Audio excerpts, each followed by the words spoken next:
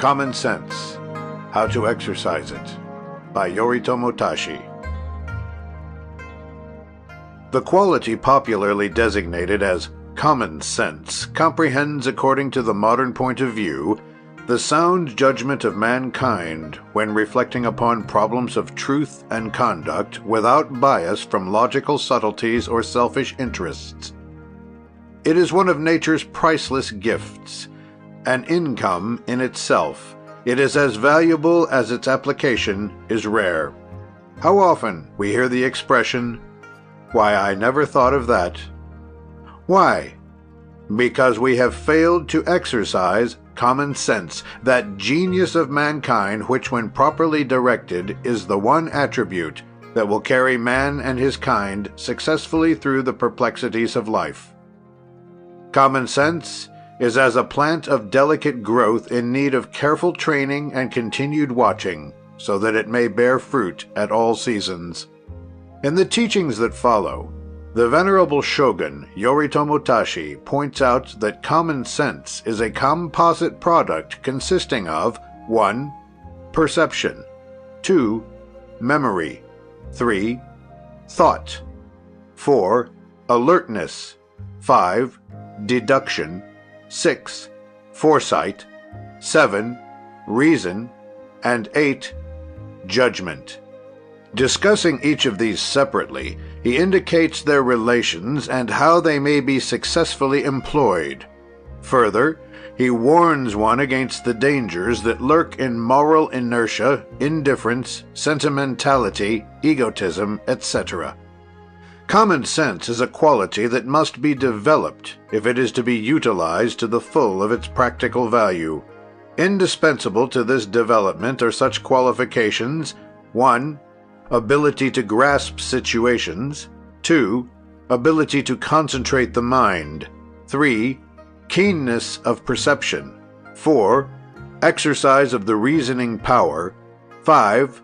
Power of approximation, 6. Calmness, 7. Self-control, etc.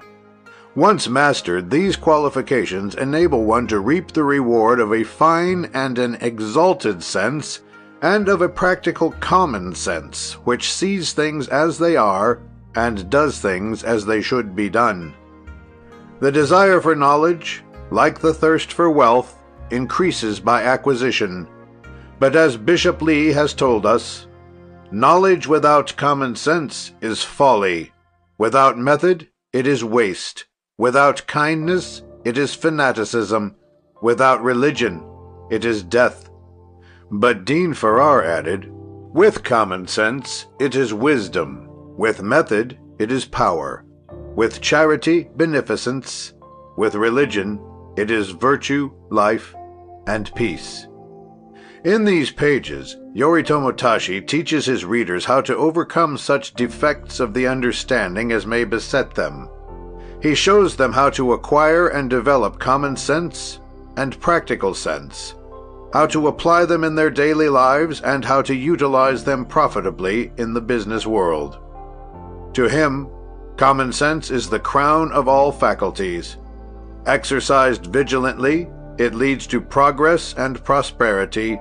Therefore, says he, enthusiasm is as brittle as crystal, but common sense is durable as brass. The Publishers. Preface. Why should I hesitate to express the pleasure I felt on learning that the public, already deeply interested in the teachings of Yoritomo Tashi, desired to be made familiar with them in a new form? This knowledge meant many interesting and pleasant hours of work in prospect for me, recalling the time passed in an atmosphere of that peace which gives birth to vibrations of healthful thoughts whose radiance vitalizes the soul.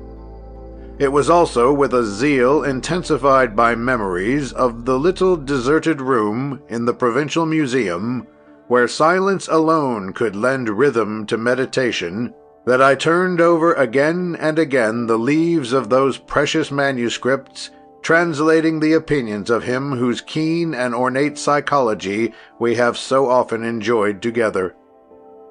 It was with the enthusiastic attention of the disciple that once more I scanned the pages where the broadest and most humane compassion allies itself with those splendid virtues, energy, will, and reason. For although Yoritomo glorifies the will and energy under all their aspects, he knows also how to find in his heart that tenderness which transforms these forces, occasionally somewhat brutal, into powers for good, whose presence are always an indication of favorable results. He knows how to clothe his teachings in fable and appealing legend, and his exotic soul, so near and yet so far, reminds one of a flower whose familiar aspect is transmuted into a rare perfume. By him the sternest questions are stripped of their hostile aspects, and present themselves in the alluring form of the simplest allegories of striking poetic intensity. When reading his works, one recalls unconsciously the orations of the ancient philosophers delivered in those dazzling gardens, luxuriant in sunlight and fragrant with flowers. In this faraway past, one sees also the silhouette of a majestic figure, whose school of philosophy became a religion which interested the world, because it spoke both of love and goodness. But in spite of this fact, the doctrines of Yoritomo are of an imaginative type. His kingdom belongs to this world, and his theories seek less the joys of the hereafter than of that tangible happiness which is found in the realization of the manly virtues, and in that effort to create perfect harmony, from which flows perfect peace. He takes us by the hand, in order to lead us to the center of that Eden of knowledge where we have already discovered the art of persuasion, and that art, most difficult of all to acquire, the mastery of timidity. Following him, we shall penetrate once more this Eden, that we may study with Yoritomo the manner of acquiring this art, somewhat unattractive perhaps, but essentially primordial, called common sense. B. Dangenat. End of Section 0. Recording by Thomas Rose.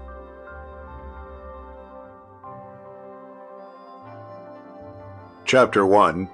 Of Common Sense, How to Exercise It, by Yoritomo Tashi. Lesson 1. Common Sense. What is it?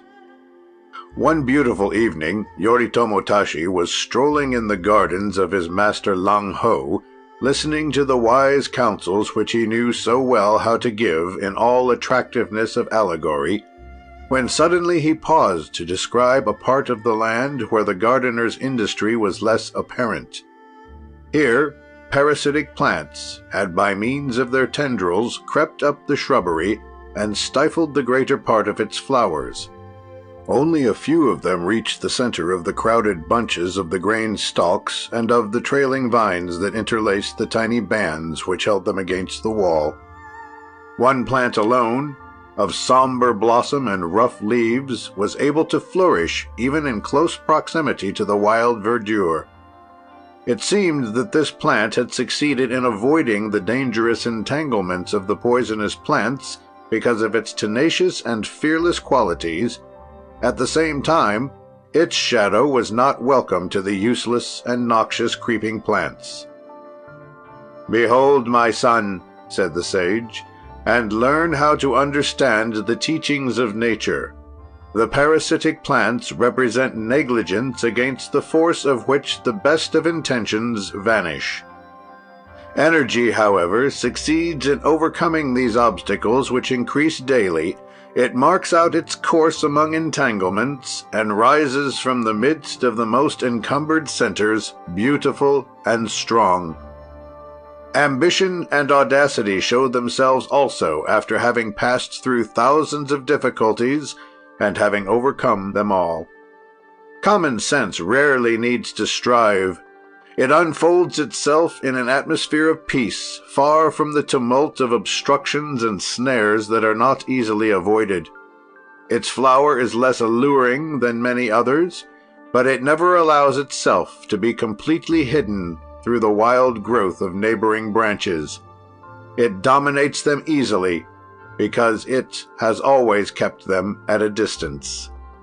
Modest but self-sustaining, it is seen blossoming far from the struggles which always retard the blossoming of plants, and which render their flowering slower and at times short-lived. A most absurd prejudice has occasionally considered common sense to be an inferior quality of mind. This error arises from the fact that it can adapt itself as well to the most elevated conceptions as to the most elemental mentalities. To those who possess common sense is given the faculty of placing everything in its proper rank. It does not underestimate the value of sentiments by attributing to them an exaggerated importance. It permits us to consider fictitious reasons with reservation, and of resolutely rejecting those that resort to the weapons of hypocrisy. Persons who cultivate common sense never refuse to admit their errors. One may truly affirm that they are rarely far from the truth, because they practice directness of thought and force themselves never to deviate from this mental attitude. Abandoning for a moment his favorite demonstration by means of symbolism, Yoritomo said to us, "Common sense should be thus defined. It is a central sense toward which all impressions converge and unite in one sentiment, the desire for the truth. For people who possess common sense, everything is summed up in one unique perception, the love of directness and simplicity. All thoughts are found to be related. The preponderance of these two sentiments makes itself felt in all resolutions, and chiefly in the reflections which determine them. Common sense permits us to elude fear, which always seizes those whose judgment vacillates. It removes the defiance of the will, and indicates infallibly the correct attitude to assume." And Yoritomo, whose mind delighted in extending his observations to the sociological side of the question, adds, "Common sense varies in its character according to surroundings and education. The common sense of one class of people is not the same as that of a neighboring class. Certain customs, which seem perfectly natural to Japan, would offend those belonging to the Western world, just as our Nippon prejudices would find themselves ill at ease among certain habits customary among Europeans. Common sense," he continues, "takes good care not to assail violently those beliefs which tradition has transmuted into principles. However, if direct criticism of those beliefs causes common sense to be regarded unfavorably, it will be welcomed with the greatest reserve, and will maintain a certain prudence relative to this criticism, which will be equivalent to a proffered reproach. Common sense often varies as to external aspects, dependent upon education, for it is evident that a daimyo, a Japanese prince, cannot judge of a subject in the same way as would a man belonging to the lowest class of society. The same object can become desirable or undesirable according to the rank it occupies. Must one believe that common sense is excluded from two such incompatible opinions? No, not at all. An idea can be rejected or accepted by common sense without violating the principles of logic in the least. If, as one frequently sees, an idea be unacceptable because of having been presented before those belonging to a particular environment, common sense, by applying its laws, will recognize that the point of view must be changed before the idea can become acceptable. And again, Yoritomo calls our attention to a peculiar circumstance. Common sense, he says, is the art of resolving questions, not the art of posing them. When taking the initiative, it is rarely on trial. But the moment it is a case of applying practically that which ingenuity, science, or genius have invented, it intervenes in the happiest and most decisive manner. Common sense is the principal element of discernment. Therefore, without this quality, it is impossible to judge either of the proposition or the importance of the subject. It is only with the aid of common sense that it is possible to distinguish the exact nature of the proposition submitted for a just appreciation, and to render a solution of it which conforms to perfect accuracy of interpretation. The last point is essential, and has its judicial function in all the circumstances of life. Without accuracy, common sense cannot be satisfactorily developed, because it finds itself continually shocked by incoherency resulting from a lack of exactness in the expression of opinions. If we wish to know what the principal qualities are which form common sense, we shall turn over a few pages, and we shall read, "Common sense is the synthesis of many sentiments, all of which converge in forming it. The first of these sentiments is reason. Then follows moderation. To these one might add the faculty of penetration, the quality of consistency, then wisdom, which permits us to profit by the lessons of experience. A number of other qualities must be added to these in order to complete the formation of common sense, but although important, they are only the satellites of those we have just named. Reason is really indispensable to the projection of healthy thoughts. The method of reasoning should be the exhaustive study of minute detail, of which we shall speak later. For the moment, we shall content ourselves by indicating along the broad lines of argument what is meant by this word, reason.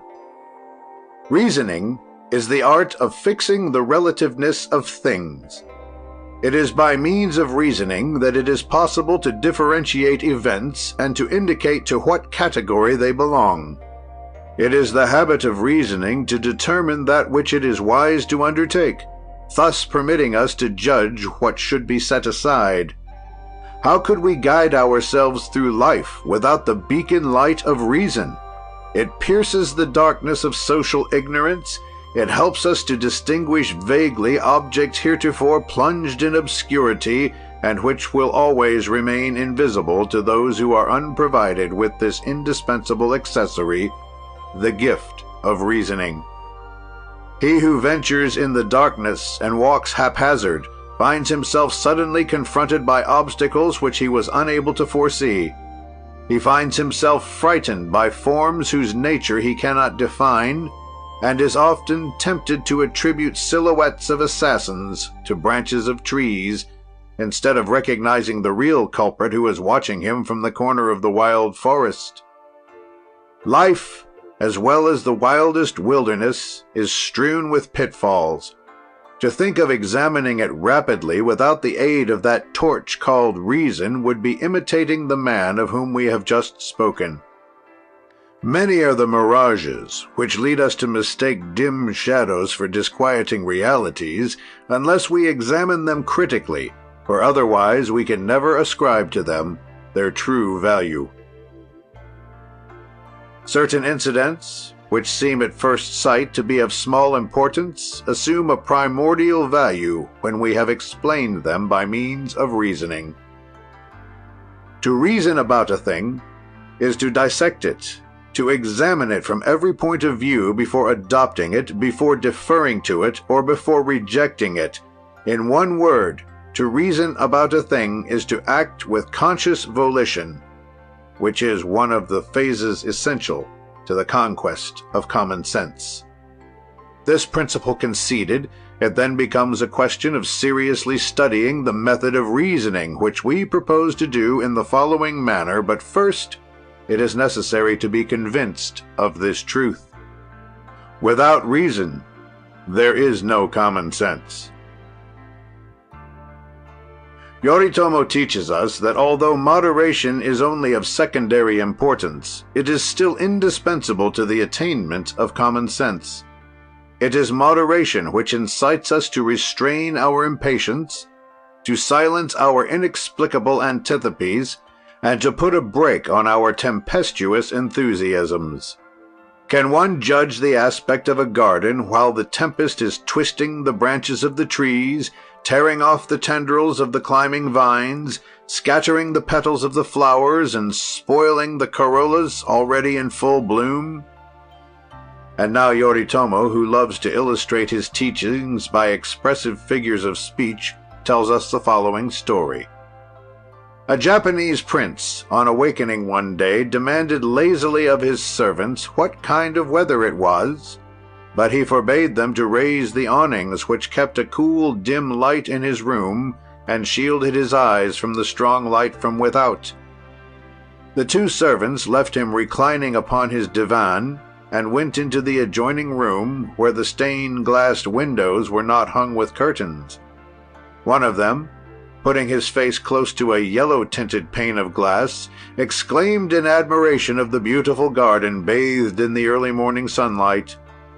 The second one, directing his gaze to a dark blue pane and looking through the center, remarked to his companion, "I see no sunshine. The day is dreary, and the clouds cast gloomy shadows upon the horizon." Each one returned to relate their impressions of the weather, and the prince wondered at the different visions, unable to understand the reason.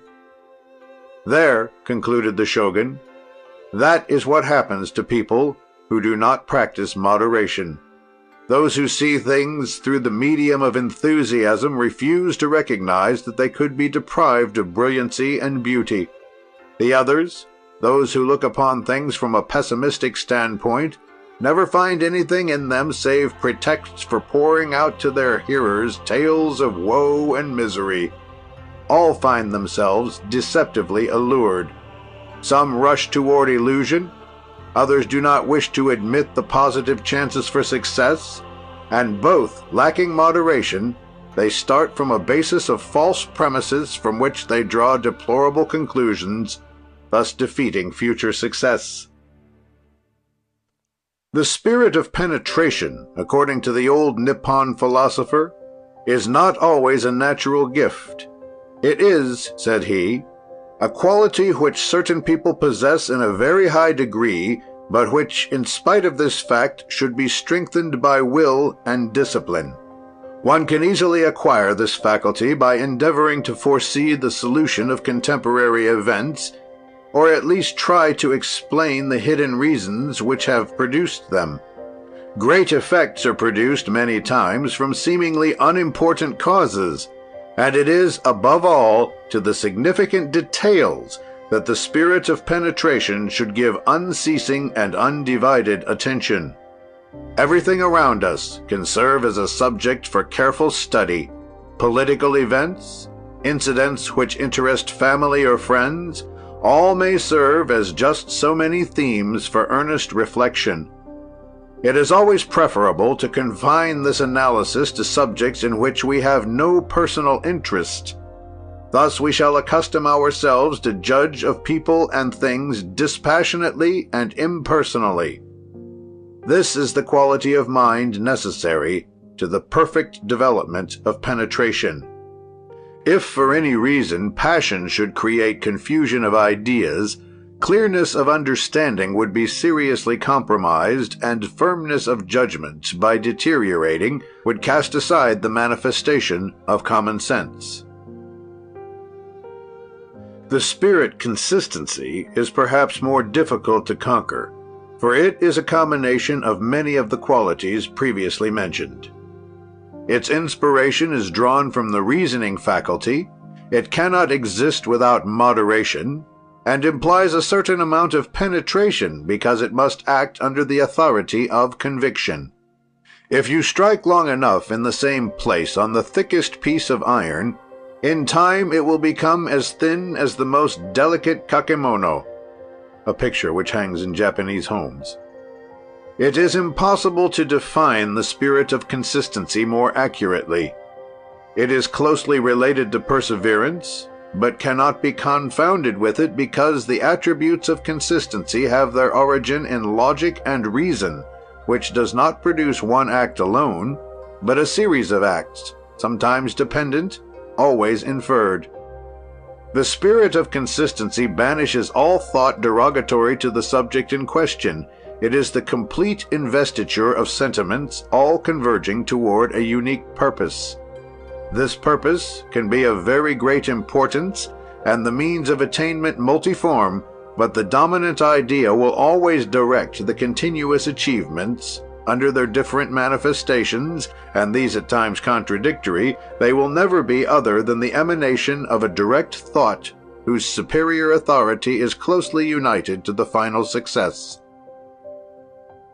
Wisdom, continued the philosopher, should be mentioned here only as the forerunner, which permits us to analyze experience. It is from this never-ending lesson which life teaches us that the wisdom of old age is learned. But is it really necessary to reach the point of decrepitude in order to profit by an experience, actually useless at that time, as is always a posthumous conquest? Is it not much better to compel its attainment when the hair is black and the heart capable of hope? Why give to old age alone the privileges of wisdom and experience? It is high time to combat so profound an error. Is it not a cruel irony which renders such a gift useless? Of what benefit is wisdom resulting from experience, if it cannot preserve us from the unfortunate seduction of youth? Why should its beauty be unveiled only to those who can no longer profit by it? This is the opinion of Yoritomo, who says, "What would be thought of one who prided himself on possessing bracelets, when he had lost his 2 arms in war?" It is therefore necessary not only to encourage young people to profit by lessons of wisdom and experience, but still further to indicate to them how they can accomplish the results of these lessons. It is certain that he who can recall a long life ought to understand better than the young man all the pitfalls with which it is strewn. But does he always judge of it without bias or prejudice? Does he not find acceptable pretexts for excusing his past faults? And does he not exaggerate the rewards for excellence which have accorded him advantages due at times to chance or to the force of circumstances? Finally, the old man cannot judge of the sentiments which he held at 20 years of age unless it be by the aid of reminiscences more or less fleeting and an infinitely attenuated intensity of representation. Emotive perception being very much weakened, the integrity of memory must be less exact. Then, in the recession of years, some details which were at times factors of the initial idea are less vivid, thus weakening the power of reason, which was the excuse, the pretext, or the origin of the act. This is why, although we may honor the wisdom of the aged, it is well to acquire it at a time when we may use it as a precious aid. To those who insist that nothing is equivalent to personal experience, we shall renew our argument, begging them to meditate on the preceding lines, drawing their attention to the fact that a just opinion can only be formed when personal sentiment is excluded from the discussion. Is it then necessary to have experienced pain in order to prevent or cure it? The majority of physicians have never been killed by the disease they treat. Does this fact prevent them from combating disease victoriously? And since we are speaking of common sense, we shall not hesitate to invoke it in this instance, and all will agree that it should dictate our reply. Then why could we not do for the soul that which can be done for the body? It is first from books and then from the lessons of life that physicians learn the principles underlying their knowledge of disease and its healing remedies. Is it absolutely indispensable for us to poison ourselves in order to know that such and such a plant is harmful, and that another contains the healing substance which destroys the effects of the poison? We may all possess wisdom, if we are willing to be persuaded that the experience of others is as useful as our own. The events which multiply about us, Yoritomo says, ought to be for each master an opportunity for awakening in the soul of his disciples a perfect reasoning power starting from the inception of the premises to arrive at the conclusions of all arguments. From the repetition of events, from their correlation, from their equivalence, from their parallelism, knowledge will be derived and will be productive of good results in proportion as egotistical sentiment is eliminated from them, and slowly, with the wisdom acquired by experience, common sense will manifest itself, tranquil and redoubtable, working always for the accomplishment of good, as does everything which is the emblem of strength and peace. End of Lesson 1. Recording by Thomas Rose.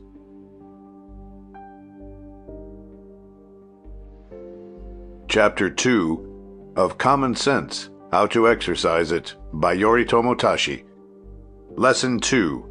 The Fight Against Illusion. Common sense, as we have just described it, according to Yoritomo, is the absolute antithesis of dreamy imagination. It is the sworn enemy of illusion, against which it struggles from the moment of contact. Common sense is solid. Illusion is yielding. Also, illusion never issues victorious from a combat with it.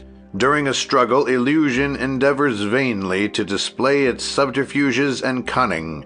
Illusions disappear one by one, crushed by the powerful arms of their terrible adversary, common sense.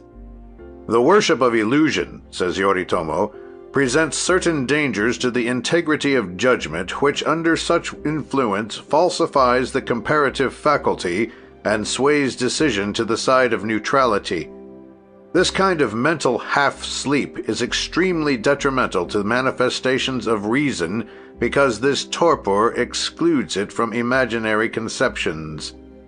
Little by little, the lethargy caused by this intellectual paralysis produces the effect of fluidic contagion over all our faculties.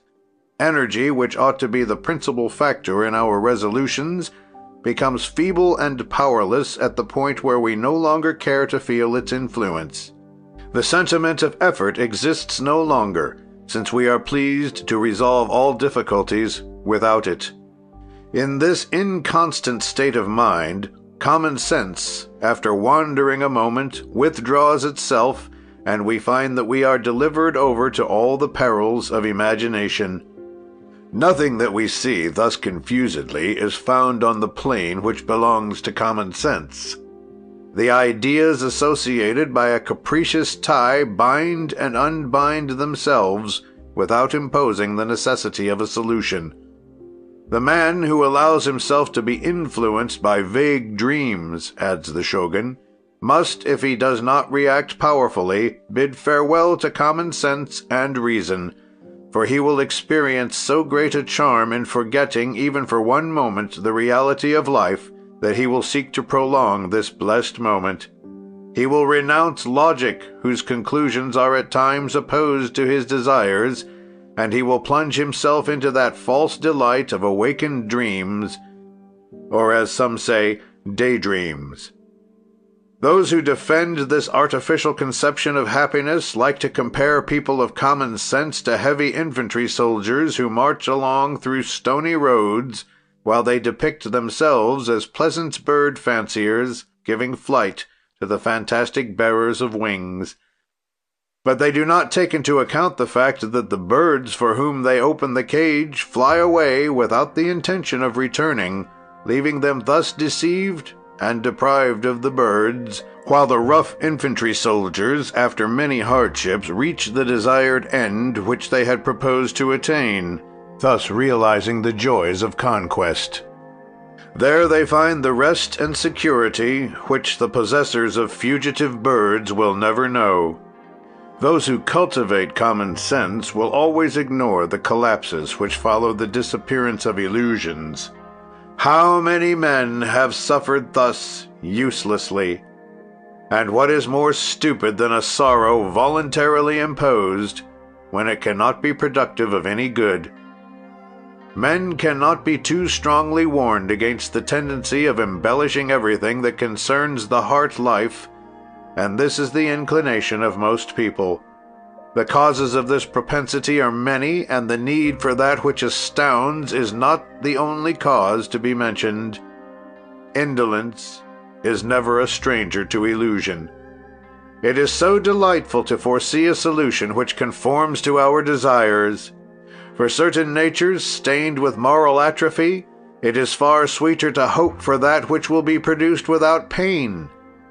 One begins by accelerating this achievement so earnestly desired, by using all the will power, and one becomes accustomed progressively to regard desires as a reality, and aided by indolence, man discounts in advance an easy success.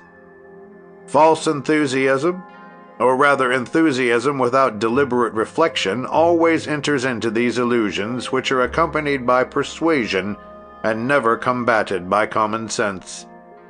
Vanity is never foreign to these false ideas, which are always of a nature to flatter one's amour-propre.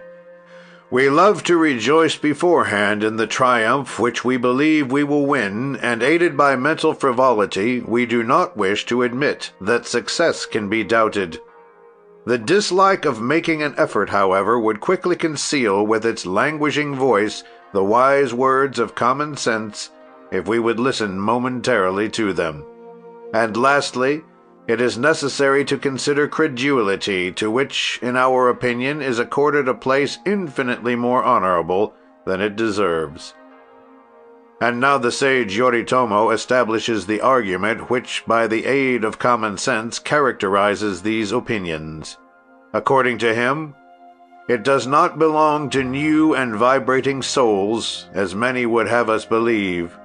When credulity does not proceed from inveterate stupidity, it is always the result of apathy and weakness. Unhappiness and misfortune attend those who are voluntarily feeble. Their defect deprived them of the joy derived from happy efforts. They will be the prey of duplicity and untruth. They are the vanquished in life, and scarcely deserve the pity of the conqueror, for their defeat lacks grandeur, since it has never been aureoled by the majestic strength of conflict. Following this, the shogun speaks to us of those whom he calls the ardent seekers after illusion. One evening he related the following story. Some men started off for an island which they perceived in the distance.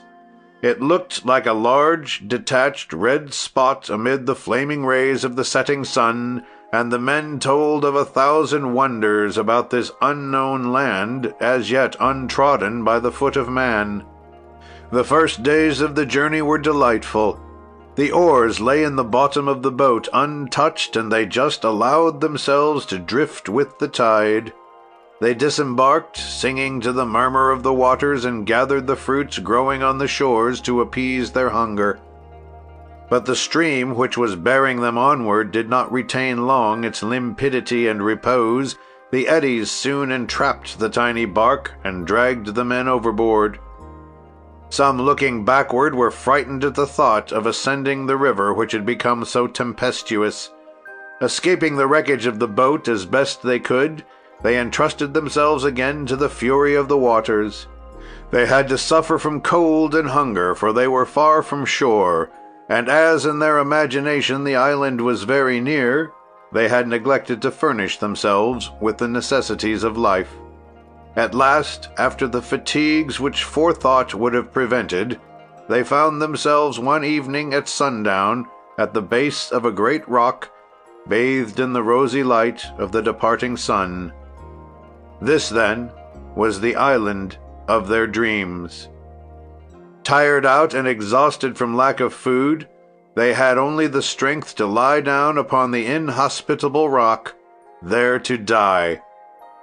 The disappearance of the illusion having destroyed their courage, and having struck them with the sword of despair, the rock of reality had proved destructive to their bodies and souls. The moral of this story easily unfolds itself. If the seekers after illusions had admitted common sense to their deliberations, they would certainly have learned to know the nature of the enchanted isle, and they would have taken good care not to start out on their journey, which must terminate by such a deception.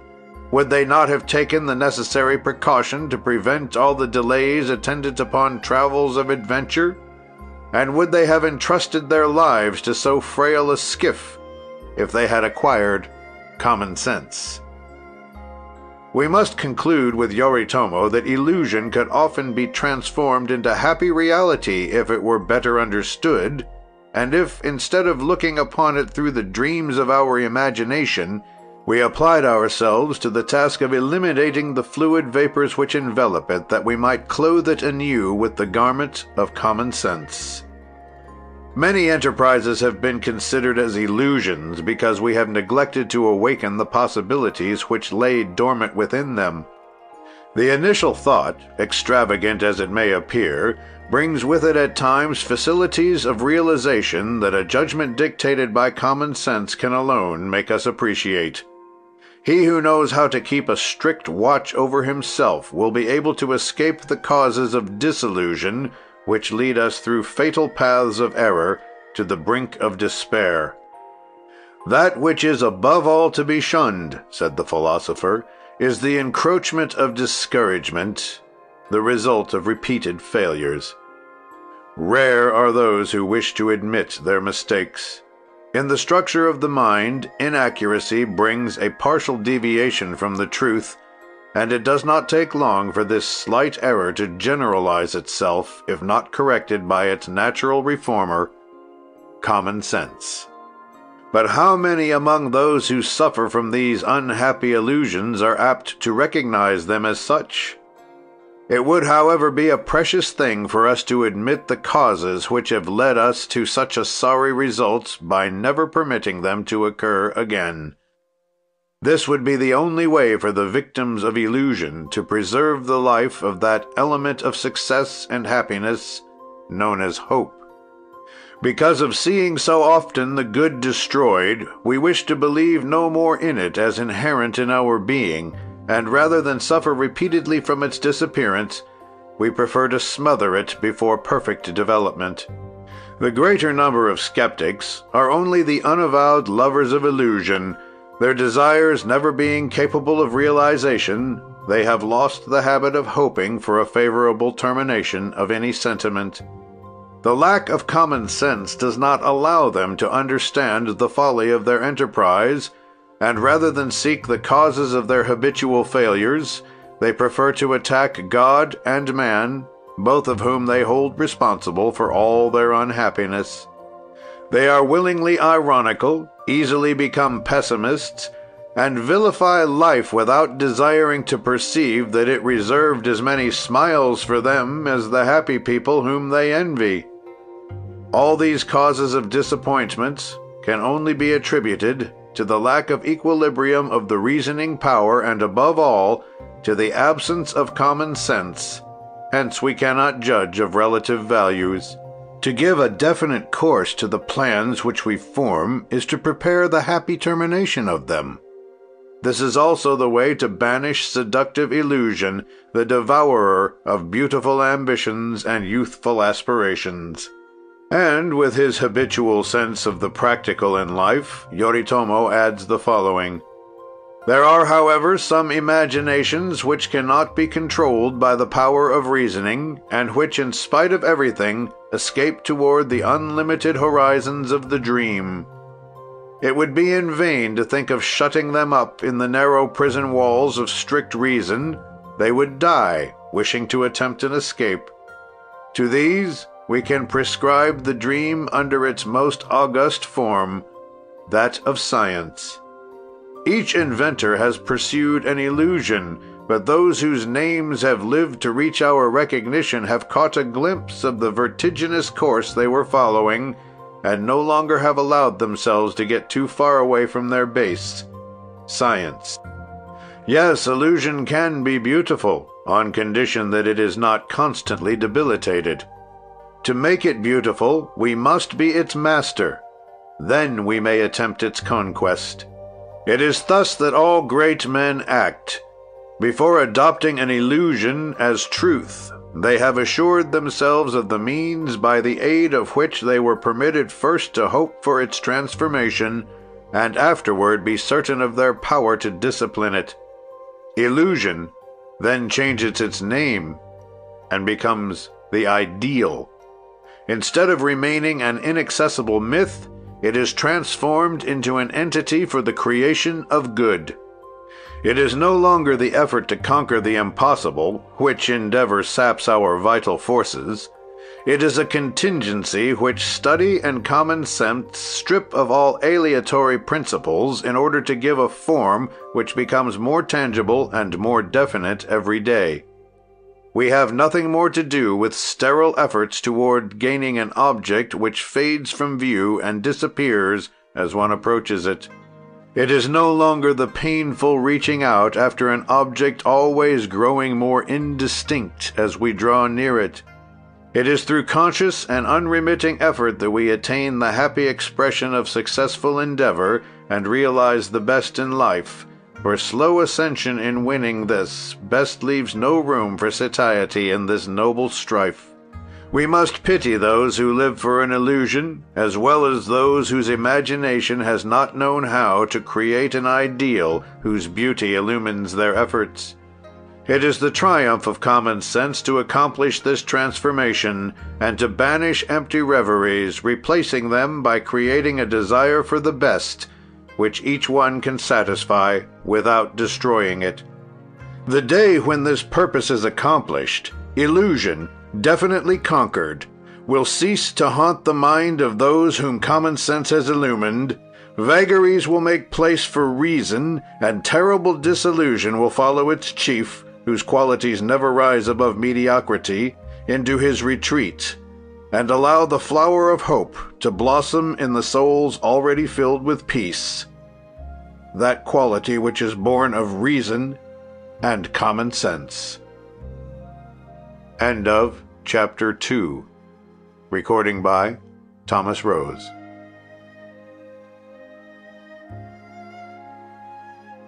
Chapter 3 of Common Sense, How to Exercise It, by Yoritomo Tashi. Lesson 3. The Development of the Reasoning Power. When reading certain passages in the manuscripts of Yoritomo, one is forcibly reminded of the familiar phrase, "Nothing is definitely finished among men, for each thing stops only to begin again." He says that many centuries before the great minds constructed altars to the goddess of reason, they were in search of a divinity to replace the one they had just destroyed. If it were proposed to me to build temples which would synthesize my devotion with certain sentiments, my desire would be that those dedicated to the will and to reason should dominate all others, for then they would be under the protection of powers for good. In a few pages further on, he insists again and again upon the necessity of developing the worship of reason. Reasoning, he continues, is a divinity around which gravitate a whole world of gods, important but inferior to it. Among this people of these idols so justly revered, there is one god which occupies a place apart from the others. This god is common sense, which gave birth to reason and has always been its faithful companion.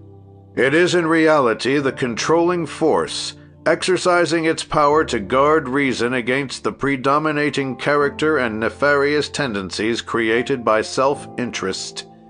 Common sense compels reason to admit principles whose justice it has already recognized, and at the same time incites reason to reject those whose absurdity it has demonstrated. Common sense allies itself with reason in order to make that selection of ideas which personal interest can either set aside entirely or modify by illogical inference. Reason obeys certain laws, all of which can be united in one sentiment: common sense. This statement could be illustrated symbolically by comparing its truth to a fan whose blades converge toward a central point where they remain fixed. Applying the precept to the picture, the old shogun gives the design which we are faithfully copying. In this ideal fan, explains Yoritomo, Not only the true reproduction of the qualities directing the progress of knowledge must be perceived, but the symbol of their development must be traced. All of these qualities are born of common sense, to which they are closely allied, unfolding and disclosing a luminous radiance. Although each one may have its autonomy, they never separate, and even as a fan from which one blade has disappeared can only remain an imperfect object little to be desired, even so the symbolic fan of reasoning, when it does not unite all the required qualities, becomes a mutilated power which can only betray the destiny originally attributed to it. Consequently, starting from common sense as the central point of reasoning, we find first, perception. This is the action by which exterior things are brought near to us. Perception is essentially visual and auditory, although it influences all our senses. For example, the fact of tasting a fruit is a perception. The seeing of a landscape is equally one. The hearing of a song is also a perception. In a word, everything which presents itself to us, coming in contact with one of our senses, is a perception, otherwise the inception of an idea. This is the first degree of reasoning. Immediately following is memory, without which nothing could be proved. It is memory which, by renewing the motive power of reason, allows us to judge of the proportion of things grasped by the senses in the present as related to those which come to us from the past. Without memory, it would be impossible to make a mental comparison. It would be most difficult to determine the true nature of an event announced by perception if an analogous sensation previously experienced had not just permitted us to classify it by close examination or by differentiating it. Memory is a partial resurrection of a past life, whose reconstruction has just permitted us to attribute a true value to the phases of existence. It is in preserving the memory of things that we are called upon to compare them and then to judge of them. Thought is produced immediately after perception, and the recollection very often automatic that it creates within us. It is the inception of the idea which it engenders by a series of results. Thought permits the mind to exercise its judgment without allowing itself to be influenced by the greatness or humility of the idea. By virtue of corresponding recollections, it will associate the present perception with the past representations, and will take an extension more or less pronounced according to the degree of intellectuality of the thinker and according to the importance of the object of its reflections. But rarely does the idea present itself alone. One thought almost always produces the manifestation of similar thoughts, which group themselves around the first idea as birds of the same race direct their flight toward the same country. Thought is the manifestation of the intellectual life. It palpitates in the brain of men as does the heart in the breast. It is thought which distinguishes men from animals who have only instinct to guide them. It can be admitted, however, that this instinct is a kind of obscure thought for these inferior beings, from which reflection is eliminated, or at least reveals itself only as a vassal of material appetite. But with creatures who have intelligence, thought is a superior faculty, which aids the soul to free itself from the bondage of vulgar and limited impressions. When perception, memory, and thought unite to form judgment, activity of mind will become necessary in order to accelerate the production of ideas in extending the field of imagination. Moral inertia is the most deplorable of all defects. It retards intellectual growth and hinders the development of personality. It is, in this understanding, the enemy of common sense, for it will admit voluntarily a reasoning power existing per se, rather than make the necessary effort which will set free the truth and constitute an individual opinion. Vulgarity is then almost always the sign of mental sloth. It is not infrequent to see a mind of real capacity fall into error where an intelligence of mediocre caliber asserts its efficiency.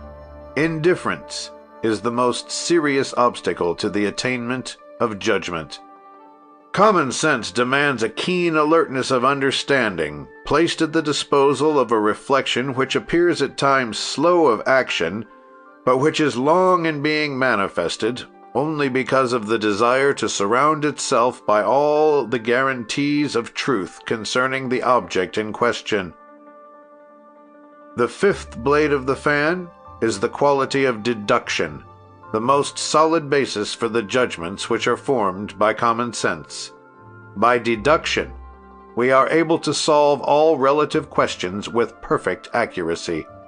It is by abstracting reckless contingencies and by relying only upon the relativeness of facts that we can succeed in discovering the truth that there are too many representations as to these facts. Deduction is the great support of mental weakness. It helps in discerning proportions, possibilities, even as it helps in skillfully avoiding the fear of error.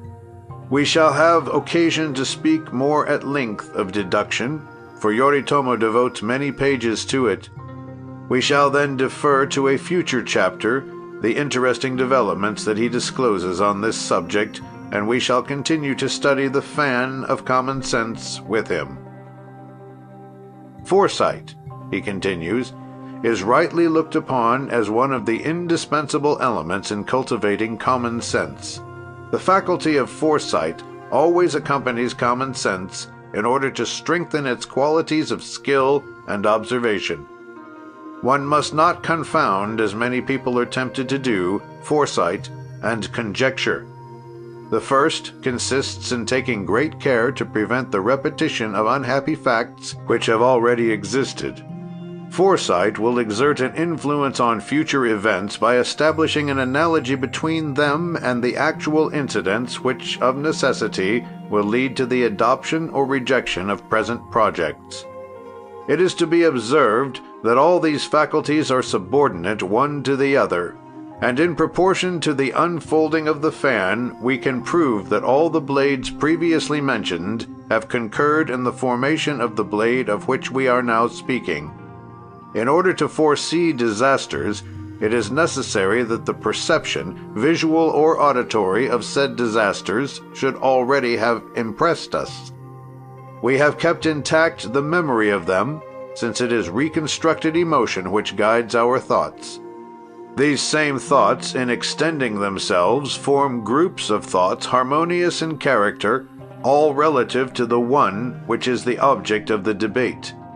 Our mind becomes more active in recalling the incidents, the remembrance of which marks the time which has elapsed between the old perception and the present state of mental absorption. The faculty of deduction, which is born of these different mental conflicts, permits me to foresee that circumstances of the same nature will lead to others similar to those we have already mentioned. We have merely sketched rapidly the scale of sensations which follow each other in order to reach the explanation of how foresight is formed, this faculty of which we are now speaking. By assimilating these present facts with those of the past, we are permitted to draw a conclusion relating to the same group of results because of the conformity of those past facts to the present questions.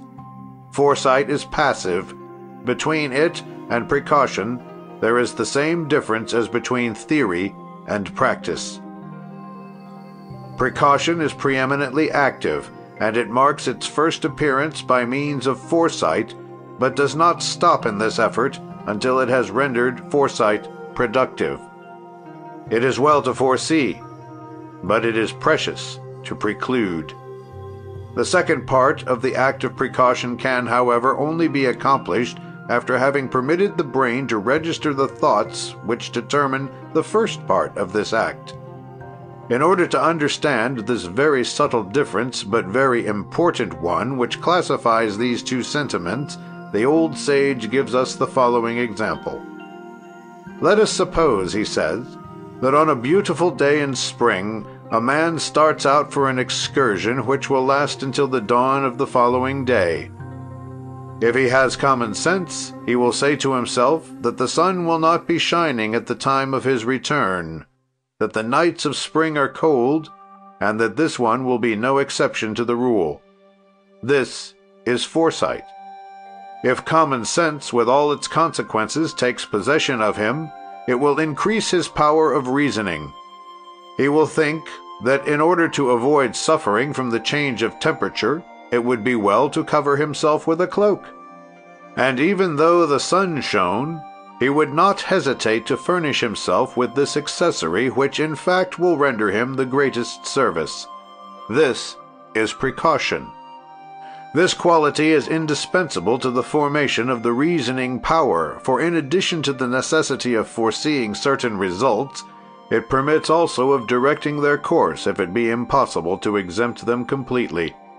Reasoning is the art of developing to the highest degree the suppositions resulting from deduction. One is usually mistaken as to the exact meaning of the words to reason, and people seldom attach the importance to them which they should. One is apt to think that the gift of reasoning is bestowed upon everyone. Perhaps. But to reason following the principles of justice and truth is an operation which can only be performed by minds endowed with common sense. In order to arrive at this result, it is essential to impress upon oneself the value of the words, to deduct accurately, after having produced the radiation of thoughts which depend upon the object in question, and to foresee the consequences of the facts that a resolution could determine. Above all, to avoid contentment with the approximate, which conceals many pitfalls under false appearances. Without permitting oneself to express useless trivialities, not to neglect to become impregnated with those axioms which have been rightfully baptized wisdom of nations. They are generally based on a secular observation and are the product of many generations. It would be puerile to attach vital importance to them, but one would surely regret having entirely scorned their counsel. Too much erudition is at times detrimental to reason based on common sense. Although fully appreciating science and devoting serious study to it, one would do well to introduce the human element into his knowledge. There are some essential truths which modify daily life without for this reason lessening their importance. Some of them are of premature development, others are of miniature growth. To reason without offending common sense, it is therefore indispensable to consider time, place, environment, and all the contingencies which could arise to undermine the importance of reasoning. After having reviewed all these phases, we shall then extend, in accord with Yoritomo, the last blade of this rudimentary fan, and we shall find judgment. This one is the index to that quality of mind called conviction. This mental operation consists in drawing together many ideas that their relative characteristics may be determined. This operation takes the place contiguous to reasoning, of which it is the result. Judgment determines its character after having registered the reasons which ought to indicate its position. It deducts the conclusions imposed by the explanatory principle, and classifies the idea by submitting it to the valuation placed upon it by judgment. All judgment is either affirmative or negative. It can never be vacillating nor neutral. In this last case, it will assume the title of opinion, and will attribute to itself the definite qualities which characterize judgment. It is, however, at times subjected to certain conditions where the principles on which it is based are not sufficiently defined, and therefore becomes susceptible to a change either of form or of nature. It is possible, without violating the laws of common sense, to establish a judgment whose terms will be modified by the mutation of causes. But common sense demands that these different influences should be foreseen, and that these eventualities should be mentioned when pronouncing the judgment. We have reached the last blade of the symbolic fan described by the philosopher, for many secondary qualities may be placed between the principal blades. But faithful to his explanatory method, he wished to indicate to us the broad lines first, and also to state the indispensable faculties constituting common sense by teaching us their progression and development. He desired to demonstrate to us also how much all these qualities would be lessened in value if they were not united and bound together in the order in which they ought to manifest themselves. "We have all possessed," said he, "some fans whose point of reunion was destroyed in part or altogether lost. What becomes of it then? During a certain length of time, always rather short, the blades, after having remained bound together by the thread which holds them, separate when it is severed, because of the lack of harmony and of equilibrium at their base. Very soon one blade among them detaches itself, and the mutilated fan takes its place in the cemetery where sleep those things deteriorated because of old age or disuse. It is the same with the qualities which we have just enumerated.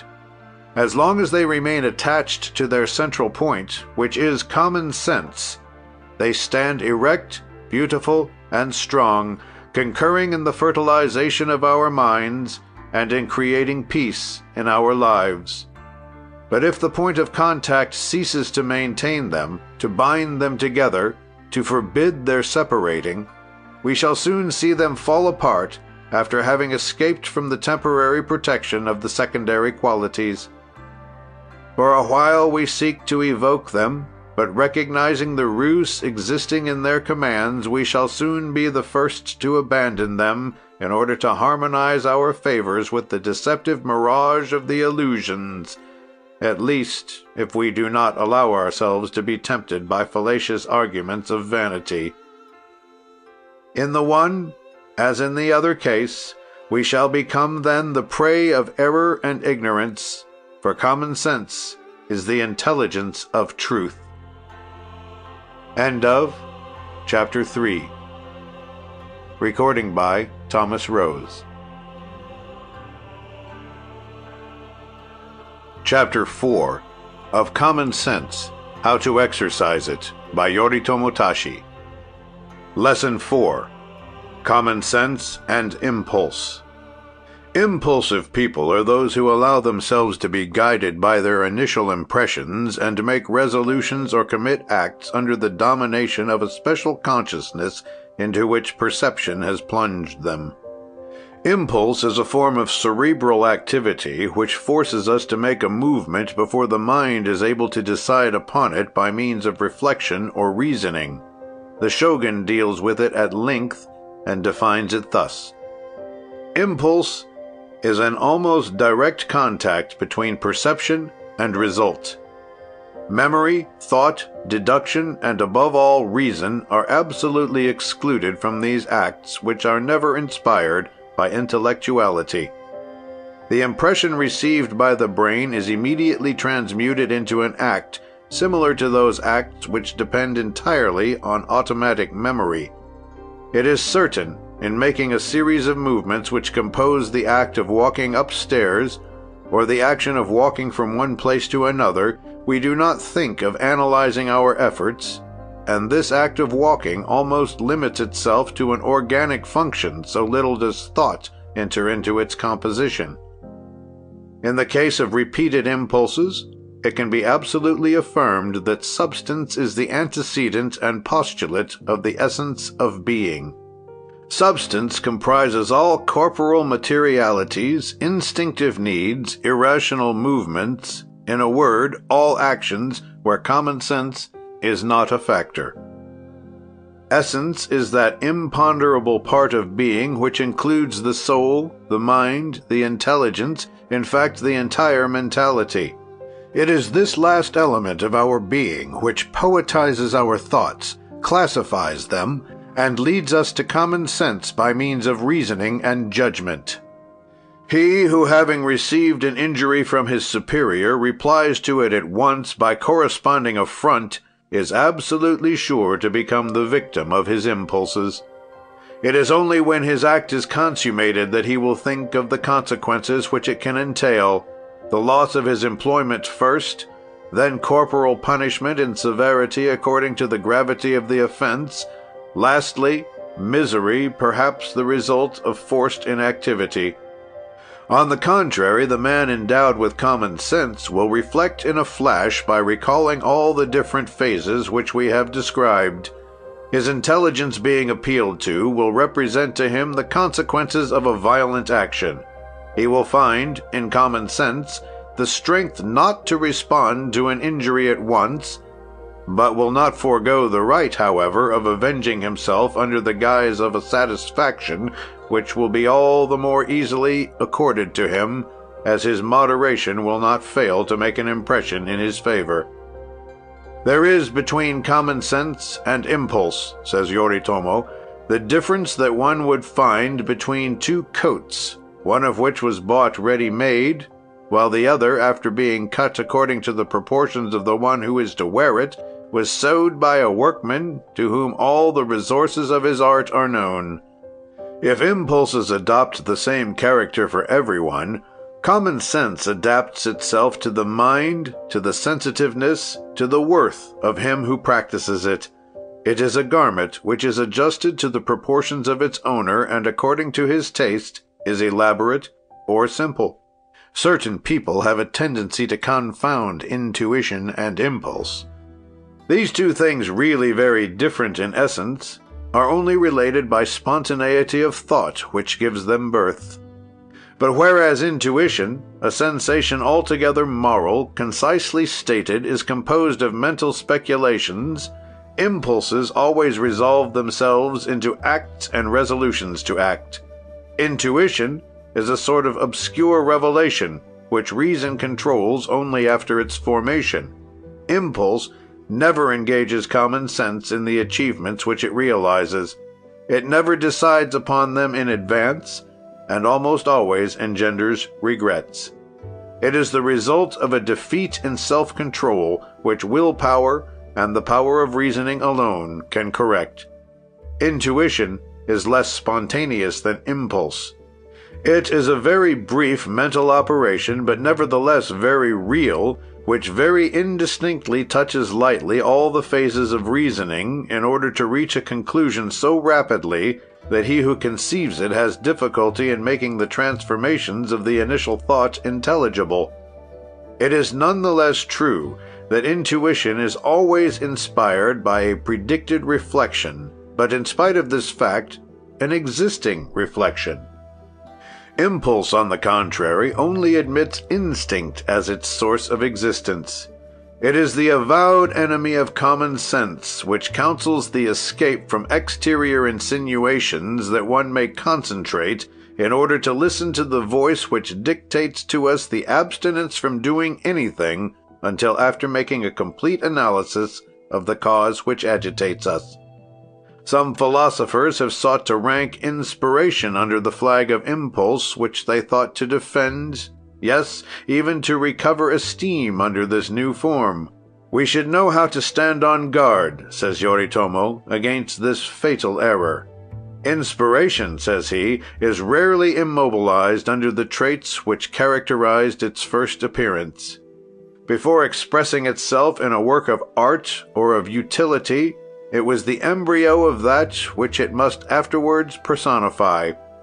The ancients, when relating that a certain divinity sprang fully armed from the head of a god, accredited this belief to instantaneous creation.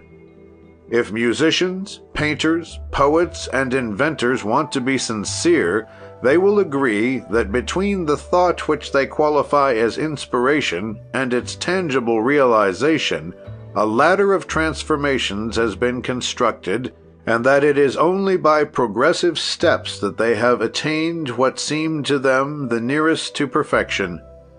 Impulse, then, is only distantly related to inspiration and intuition. Let us add that these gifts are very often only the fruits of an unconscious mental effort, and that most of the time the thoughts which in good faith one accepts as inspiration or intuition are only nameless reminiscences whose apparition coincides with an emotional state of being which existed at the time of the first perception. There again, the presence of reasoning is visible, and also the presence of common sense, which tries to convert into a work of lasting results those impressions which would probably remain unproductive without the aid of these two faculties. Impulses are, most of the time, the vassals of material sensations. Definite reasoning and impartial judgment inspired by common sense are rarely the possession of a sick man. Sufferings, in exposing him to melancholy, make him see things in a defective light. The effort of thinking fatigues his weak brain, and the fear of a resolution which would force him to get out of his inactivity has enormous influence upon the deductions which dictate his judgment. Before discussing the advantages of conflict, he will instinctively resign himself to inertia. If, on the contrary, his temperament disposes him to anger, he will compromise an undertaking by a spontaneous violence, which patience and reflection would otherwise have made successful. It is possible also that a valiant soul is unable to obey a weak body, and that instinct awakened by fear leads one on to the impulsive desires of activity. Inadequate food or excessive nourishment can produce impulses of a different nature, but these differences are wholly and completely distinct as to character. The most evident danger of impulses lies in the scattering of mental forces, which, being too frequently called upon, use themselves up without benefiting either reason or common sense.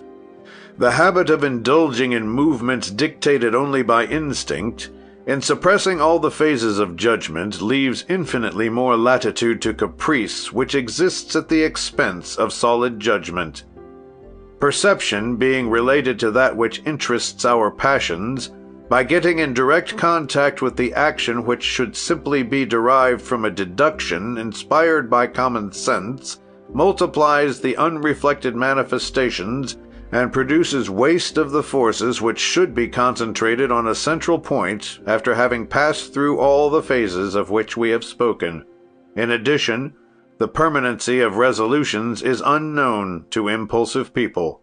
Their tendency, by leading them on toward instantaneous solutions, allows them to ignore the benefits of consistency.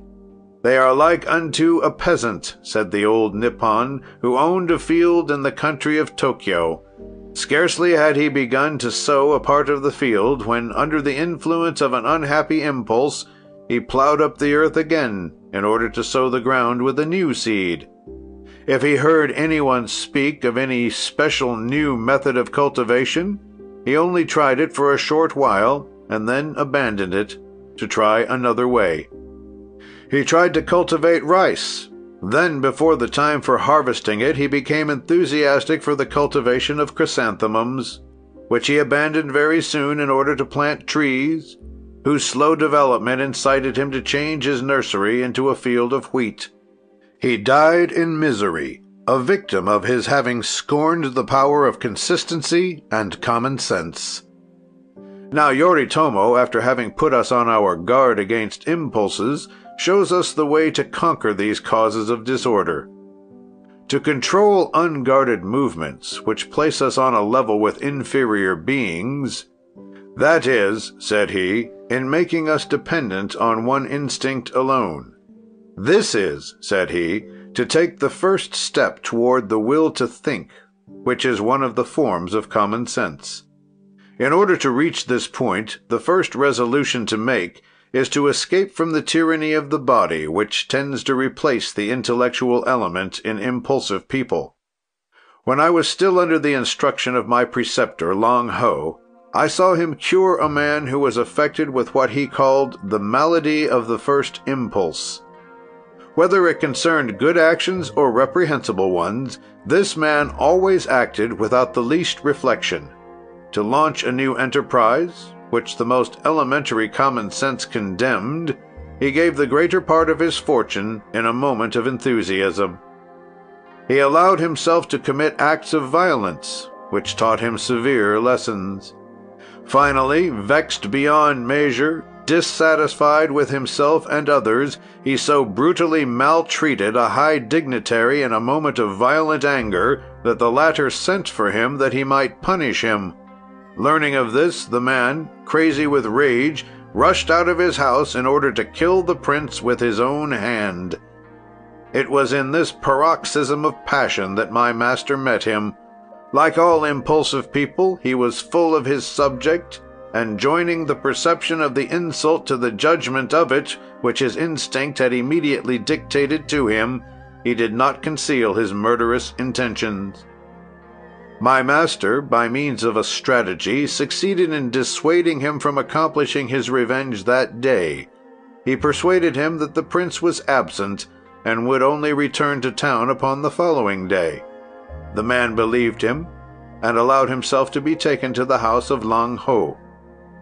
But it was in vain that Lang Ho unfolded all his most subtle arguments.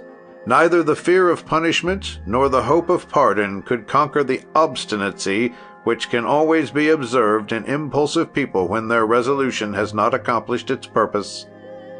It was then that my master employed a ruse, whose fantastic character brings a smile, but which, however, demonstrates a profound knowledge of the human heart when acting under the influence of common sense. During the sleep of his guest, Lang Ho took off his robe, replacing it by a garment made of two materials. One was golden yellow, the other a brilliant green.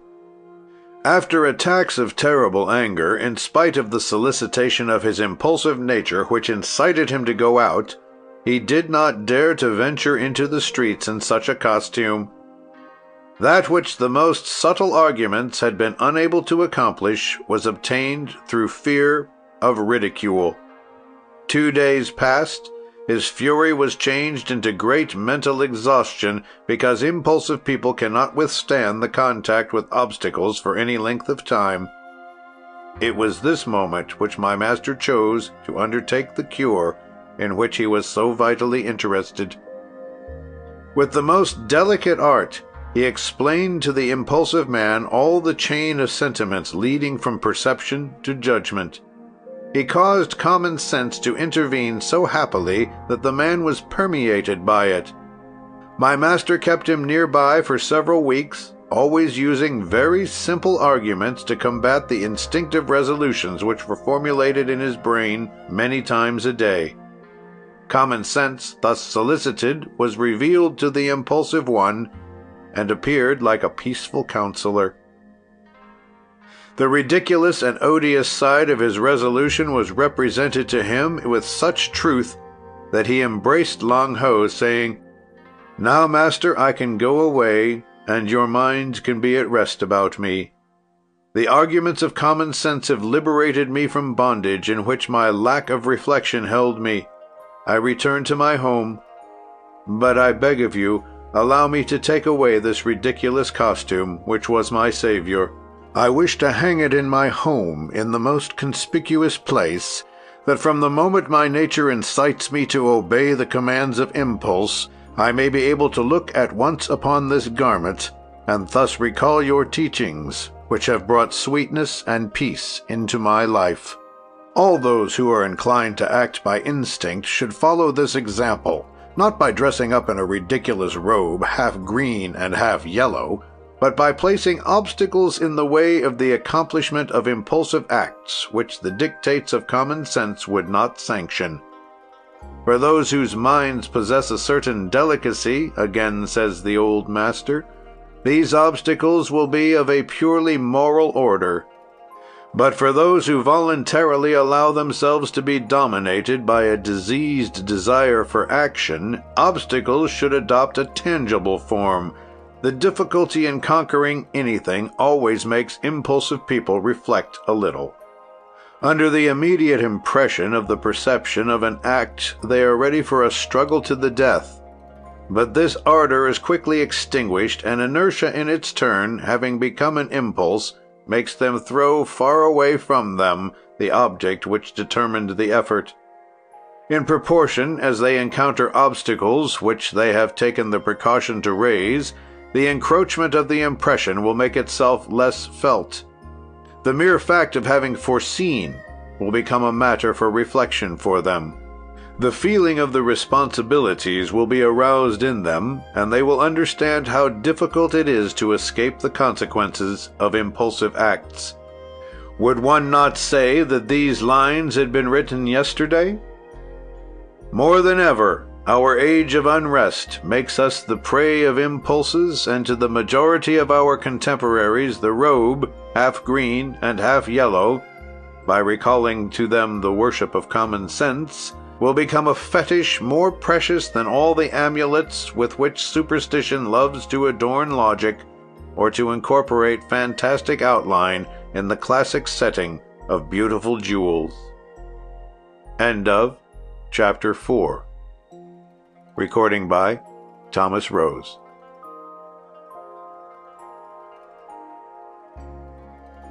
Chapter 5 of Common Sense, How to Exercise It, by Yoritomo Tashi. Lesson 5. The Dangers of Sentimentality.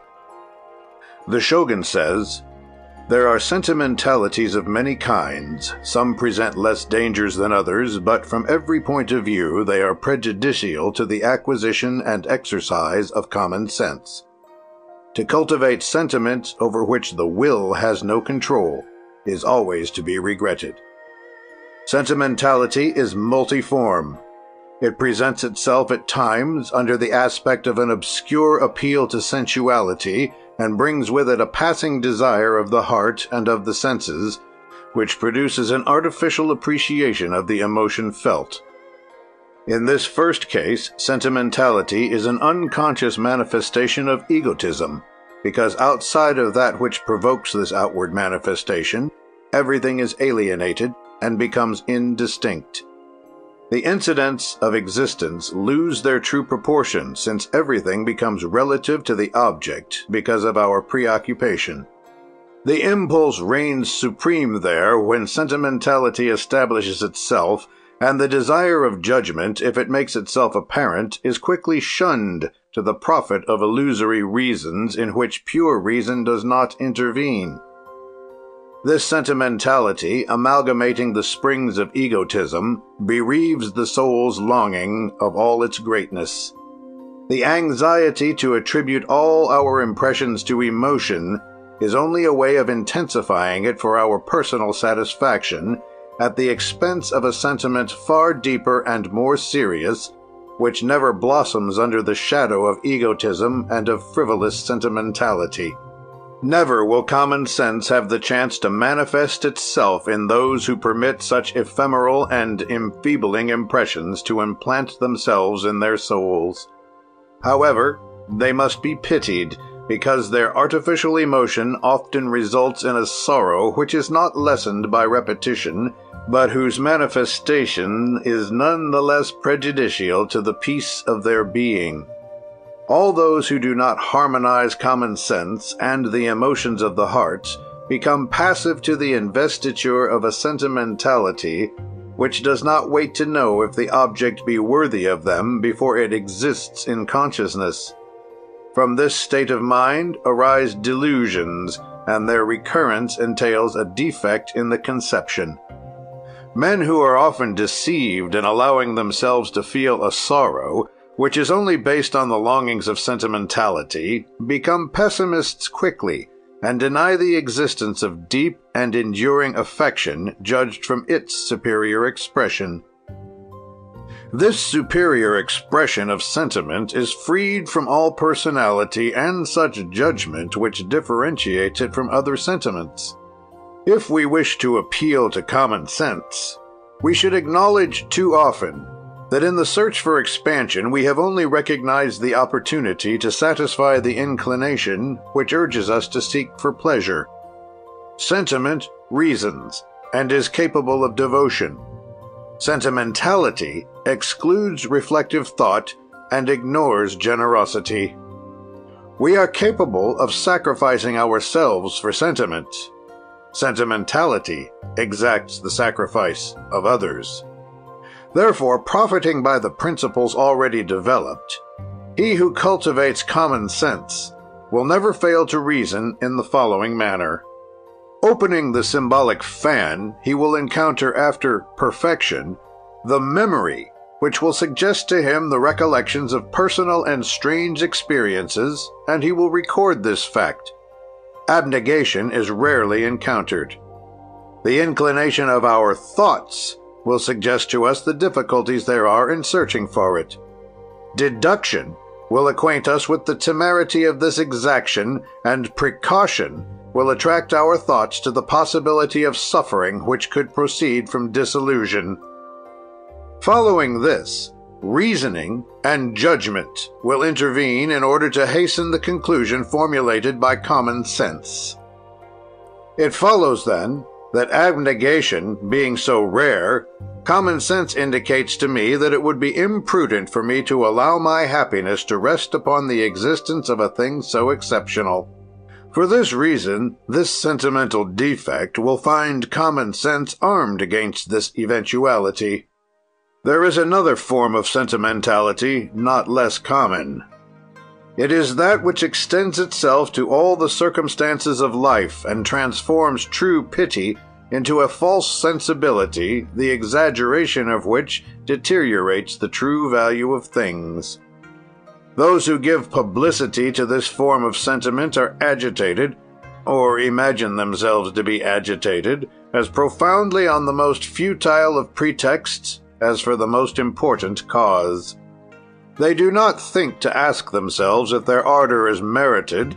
Also, every such experience, taking out of them something of their inner selves, leaves them enfeebled and stranded. Every excursion into the domain of sentimentality is particularly dangerous, for tourists always fail to carry with them the necessary coinage which one calls common sense. After having put ourselves on guard against the surprises of mental exaggeration, Yoritomo warns us of a kind of high, respectable sentimentality which we possess, that is none the less censurable because under an exterior of the purest tenderness it conceals a profound egotism. It concerns paternal love, from which reasoning and common sense are excluded. "Nothing," said he, "seems more noble than the love of parents for their children, and no sentiment is more august when it is comprehended in all its grandeur. But how many people are apt to distinguish it from an egotistical sentimentality? I have seen some mothers oppose the departure of their sons, preferring to oblige them to lead an obscure existence near to them, rather than impose upon themselves the sorrow of a separation. These women do not fail to condemn the actions of others who, filled with a sublime abnegation, allow their children to depart, hiding from them the tears which they shed, because they have the conviction of seeing them depart for the fortune and happiness which they feel themselves unable to offer them. Which of these are worthy of admiration? Those who condemn their children to a life of mediocrity in order to obey an egotistical sentimentality? Or those who, with despair in their hearts, renounce the joy of their presence and think only of their own grief in order to build upon it the happiness of their dear ones? The common sense of this latter class, inspiring in them this magnificent sentiment, and forcing them to set aside a sentimentality which is in reality only the caricature of sentiment, has permitted them to escape that special kind of egotism which could be defined thus: the translation of a desire for personal contentment. Ought we then to blame others so strongly? It is necessary, above all, to teach them to reason about the ardor of their emotions, and only to follow them when they find that they are cleansed from all aspiration which is not a pledge of devotion. Now the Shogun speaks to us with that subtlety of analysis which is characteristic, and refers to a kind of sentimentality the most frequent and the least excusable. There are, he tells us, a number of people who, without knowing that they offend common sense in a most indefensible manner, invoke sentimentality in order to dispense with exercising the most vulgar pity to the profit of their neighbor. A prince, he continues, possessed a large tract of land, which he had put under grain. For the harvest, a large number of peasants and laborers were employed, and each one lived on the products of his labor. But a prolonged drought threatened the crop, so the prince's overseer dismissed most of the laborers, who failed to find employment in the parched country. Soon, hunger threatened the inmates of the miserable dwellings, and sickness, its inseparable companion, did not fail to follow. Facing the conditions, the prince left, and had it not been for 2 or 3 wealthy and charitable people, the laborers would have starved to death. This pitiful condition was soon changed, abundance replaced famine, and the master returned to live in his domain. But amazement followed when he addressed his people as follows: "Here I am, back among you, and I hope to remain here a long time. If I left you, it was because I have so great an affection for all my servants, and because even the bare thought of seeing them suffer caused me unbearable sorrow. I am not among those who are sufficiently hard-hearted to be able to take care of sick and suffering people and to be a witness of their martyrdom. My pity is too keen to permit of my beholding this spectacle. This is why I had to leave to others less sensitive the burden of care which my too tender heart was unable to lavish on you. And that which is more terrible is that this man believed what he said. He did not understand the monstrous rent which he made in the robe of common sense by declaring that he had committed the vilest act of cruelty due to excessive sensitiveness, since it represented a murderous act of omission. Examples of this form of sentimentality are more numerous than we think. There exist people who cover their dogs with caresses, gorging them with dainties, and will take good care not to succor the needy.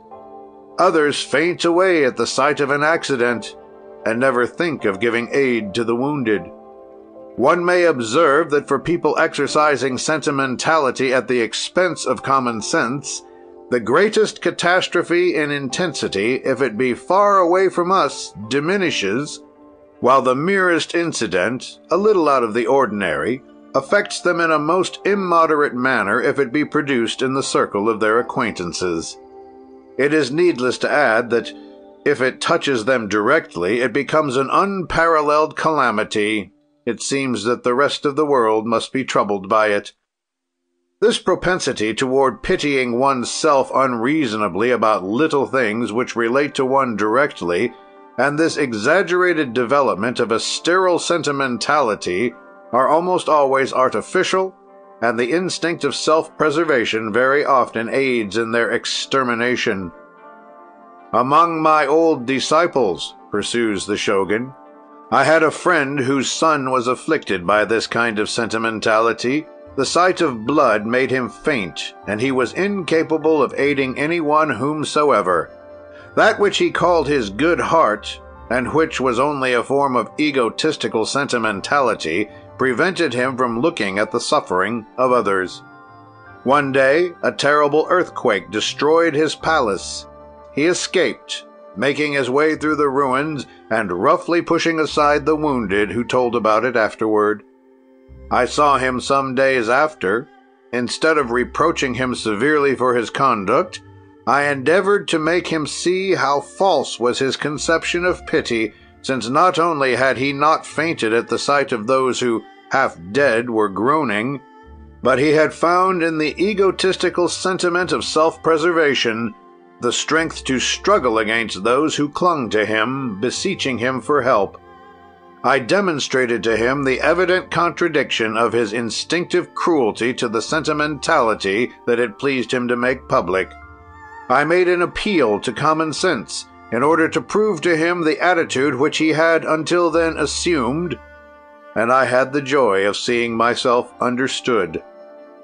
My arguments appealed to his mentality, and always afterward, when he had the opportunity to bring puerile sentimentality and common sense face to face, he forced himself to appeal to that quality which, in revealing to him the artifice of the sentiment which animated him, cured him of false sensibility, which he had displayed up to that time. Sentimentality is in reality only a conception of egotism under the different forms which it adopts. Yoritomo proves it to us again in speaking of the weakness of certain teachers who, under the pretext of avoiding trouble, allow their children to follow their defective inclinations. It is by an instinctive hatred of effort that parents forbid themselves to make their children cry when reprimanding them, said he. If the parents wish to be sincere to themselves, they will perceive that the sorrow in seeing their children's tears flow plays a very small part in their preconceived idea of indulgence.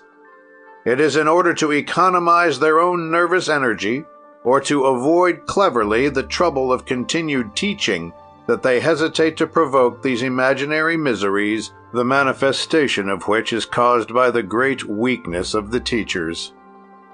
Common sense, nevertheless, ought to make them understand that it is preferable to allow the little ones to shed a few tears, which are quickly dried, rather than to tolerate a deplorable propensity for these habits, which later in life will cause them real anxiety.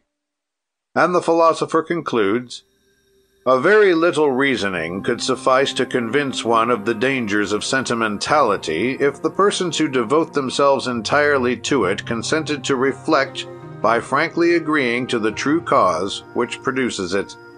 They would discover in this false pity the desire not to disturb their own tranquility. They would also perceive that in order to spare themselves a few unpleasant moments in the present, they are preparing for themselves great sorrow for the future.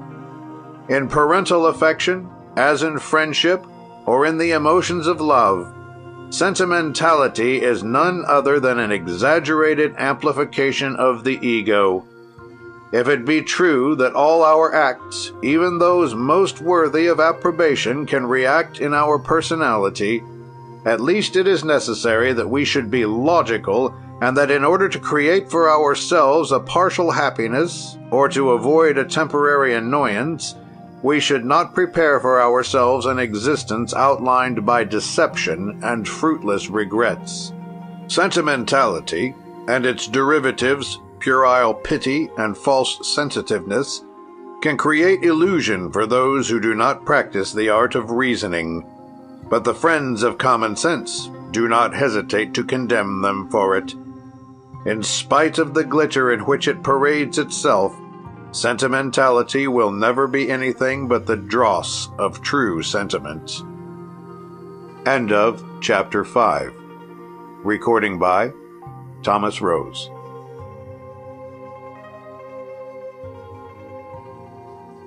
Chapter 6 of Common Sense, How to Exercise It, by Yoritomo Tashi. Lesson 6. The Utility of Common Sense in Daily Life. As our philosopher explains, the influence of common sense is above all appreciation of daily events. We have, he continues, very rarely in life the opportunity of making grave decisions, but we are called upon daily to resolve unimportant problems, and we can only do it in a judicious way if we are allowed to devote ourselves to certain kinds of investigation. This is what may be called to judge with discrimination, otherwise with common sense. Without this faculty, it is vain that our memory amasses the materials which must serve us in the comparative examination of facts. And this examination can only be spoiled by decrepitude, if common sense did not succeed in dictating its conclusions to us. Thanks to this faculty, we possess this accuracy of mind, which permits us to discern truth from falsehood. It is this power which aids us in distinguishing what we should consider as a duty, as a right, or as a thing conforming to equity established by the laws of intelligence. Without common sense, we should be like an inexperienced gardener who for want of knowledge would allow the tares to grow and would neglect the plants whose function is to nourish man. In order to conform to the habit of judging with common sense, one ought first to lay down the following principle. No fact can exist unless there is a sufficient motive to determine its nature. It is when operating on the elements furnished us by common sense that we are able to discern the quality of the object of our attention.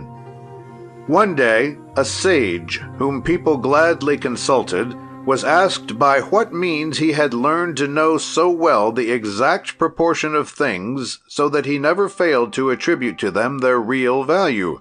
"Why," they added, "can you foresee so exactly the evil, and direct us to that which is right and just?" And the superstitious people added, "Are you not in communication with the spirits which float in space, which come from the other world? Would you not be counseled by voices which we have not the power to hear? And do you not see things which are visible to you alone?" "You are right," replied the saintly man, smiling. "I have indeed the power to hear and to see that which you do not perceive. But sorcery has no relation to the power which is attributed to me. If you wish, you will be able to possess it in your turn, for my means are not a secret. I keep my eyes and ears open." And as everyone burst out laughing, believing it a joke, the sage began again. "But this is not all. After having seen and heard, I call to my aid all the qualities which constitute common sense, and thanks to this faculty I draw my conclusions from my experience, from which enthusiasm, fancy, as well as personal interest, are totally excluded. This done, and my judgment being formulated in my thought, I adapt it to the circumstances, and especially to the material situation and to the mentality of those who consult me. From these counsels, thinks the shogun, we must draw a precious lesson. It is true that an exigency, physical or moral, can determine in different individuals a very different resolution. According to the manner of life adopted, or the direction given to one's duties, different resolutions can be made without lacking common sense. It is indisputable that what represents social obligations does not demand the same conduct from the peasant as from the prince. We should outrage common sense in presenting a workman with a gorgeous robe suitable for great ceremonies in which to do his work, but reason would be equally outraged if one put on a shabby costume to go to the palace of the Mikado. The nature of resolutions inspired by common sense varies according to environment, the time, and the state of mind in which one is. These conditions make of this quality of virtue really worth acquiring, for it is more difficult to conquer than many others, and its effects are of infinite variety. But as always, Yoritomo, after having signaled the danger and indicated the remedy, gives us the manner of its application. That which follows is marked by that simplicity of conception and facility of execution which render the doctrine of the Nippon philosopher absolutely efficacious.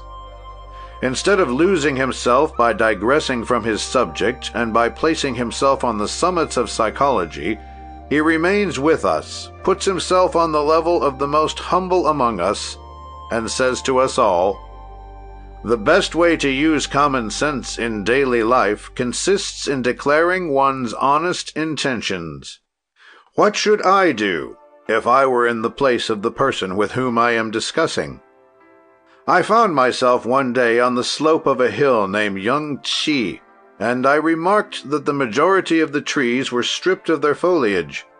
The season seeming to me not sufficiently advanced for this condition of vegetation, I expressed my astonishment to a passer-by, who replied to me, 'Alas, this occurs every year at the same time, and it is not well to cultivate trees on the height of Yongchi, for the sun being too hot dries them up before the time when the foliage ought to fall.' A few days afterward, my steps led me on the opposite slope of the same hill. There the trees were covered with foliage, still green, but uncommon, and their appearance indicated an unhealthy condition of growth.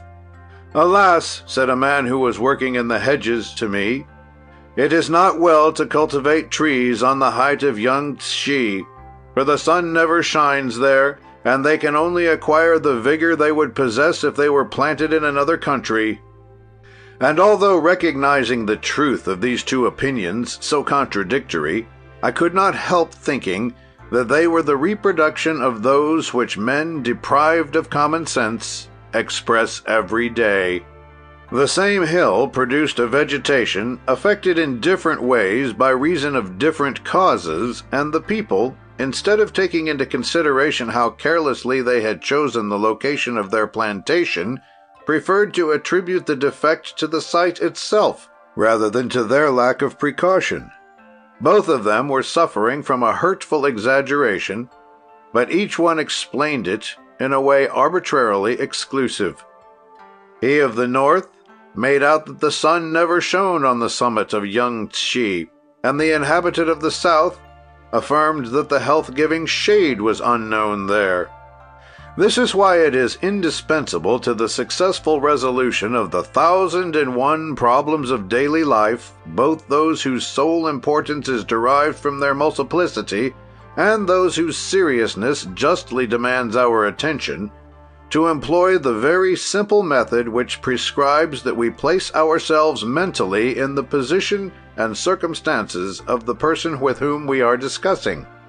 If each one of the inhabitants of Young Tshi had followed this precept, instead of declaring that the hill never received the sun, or that shade never fell upon it, they would each one have thought for himself, "At what conclusion should I arrive if I had planted my trees on the opposite side?" From the reasoning which would have ensued, the following truth would most certainly have been revealed. If I were in the other man's place, I should certainly think as he does.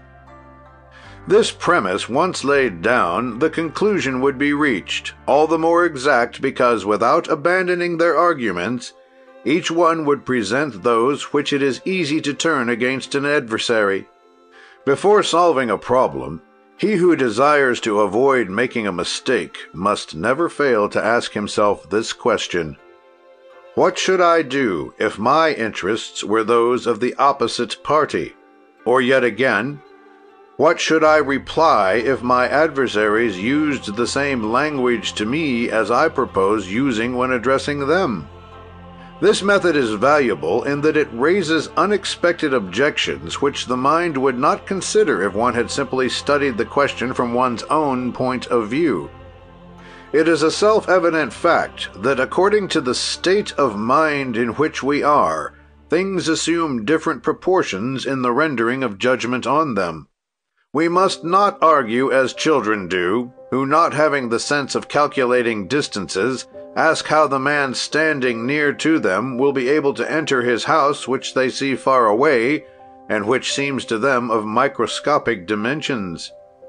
One departs from common sense when one attributes to insignificant things a fundamental value. We neglect to consider it in a most serious way when we adopt principles contrary to the general consensus of opinion accredited in the environment in which we are living. A high dignitary of the court, says Yoritomo, would be lacking in common sense if he wished to conduct himself as a peasant, and on the other hand, a peasant would give a proof of great folly were he to attempt the remodeling of his life on the principles adopted by the courtiers. He who, passing his life in camps, wished to think and act like the philosopher, whose books are his principal society, would cause people to doubt his wisdom, and the thinker who should adopt publicly the methods of a swashbuckler would only inspire contempt. In ordinary life, one ought to consider this faculty of common sense as the ruling principle of conduct. One can be lacking in thought, in audacity, in brilliant qualities, if only one possesses common sense. It takes the place of intelligence in many people whose minds, unaccustomed to subtle argument, only lend themselves to very simple reasoning. A versatile mentality rarely belongs to such minds because it is not their forte to unfold hidden truths. It walks in the light and keeps in the very middle of the road, far from the ambushes which may be concealed by the hedges of the crossroads. Many people gifted with common sense, but deprived of ordinary intelligence, have amassed a fortune. But never, no matter how clever he may be, has a man known success if he has not strictly observed the laws of common sense. It is not only in debates that the presence of this virtue should make itself felt, but every act of our life should be impregnated with it. There are no circumstances, no matter how insignificant they may appear, where the intervention of common sense would be undesirable. It is only common sense which will indicate the course of conduct to be pursued, so as not to hurt the feelings or offend the prejudices of other people. There are great savants whose science, freed from all puerile beliefs, rises above current superstition. They would consider it a great lack of common sense if they expounded their theories before the humble-minded, whose blind faith would be injured thereby. Of two things one is certain. Either they would refuse to believe such theories, and this display of learning would be fruitless, or their habitual credulity would be troubled, and they would lose their tranquillity without acquiring a conviction sufficiently strong to give them perfect peace of mind. Even in things which concern health, common sense is applicable to daily life. It is common sense which will preserve us from excesses by establishing the equilibrium of the annoyances which result from them with reference to the doubtful pleasure which they procure. Thanks to common sense, we shall avoid the weariness of late nights and the danger of giving oneself up to the delights of dissipation. It is common sense, says the philosopher, which forces us at a banquet to raise our eyes to the hourglass to find out how late it is. It is under the inspiration of this great quality of mind that we shall avoid putting to our lips the cup already emptied many times. Common sense will reflect upon the mirror of our imagination the specter of the day after the orgy. It will evoke the monster of the headache which works upon the suffering cranium with its claws of steel, and at some future day it will show us precocious decrepitude as well as all bodily ills which precede the final decay of those who yield to their passions. It will also impose upon us the performance of duty under the form which it has adopted for each individual. Common sense represents for some the care of public affairs, for others those of the family, for us all the great desire to leave intact to our descendants the name which we have received from our fathers. For some of those still very young, it is like a lover long desired. For sages and warriors, it blows the trumpet of glory.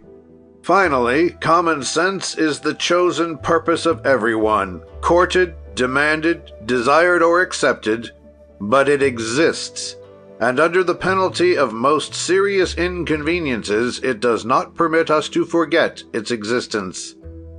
Coming down from the heights where he allows himself to be transported at times for a brief moment, Yoritomo tells us the part played by common sense with reference to health. Common sense, he assures us, is the wisest physician whom it is possible to consult. If we followed its advice, we should avoid the 1,001 little annoyances of illnesses caused by imprudence. The choice of clothing would be regulated according to the existing temperature. One would avoid the passing at once from extreme heat to extreme cold. One would never proffer this stupid reflection, "Bah, I shall take care of myself," which impudent people declare when exposing themselves carelessly to take cold. We should understand that disease is a cause of unparalleled disorder and discord. In addition to the thought of possible sufferings, that of grief for those whom we love, joined to the apprehension of a cessation of social functions on whose achievement depends our fortune, would suffice to eliminate all idea of imprudence if we had the habit of allowing common sense to participate in all our actions of daily life. To those who walk under its guidance, it manifests itself without ceasing. It dominates all actions without their being compelled to separate themselves from it. It is unconsciously that they appeal to common sense, and they have no need of making an effort to follow its laws. Common sense is the intelligence of instinct. End of Chapter 6. Recording by Thomas Rose.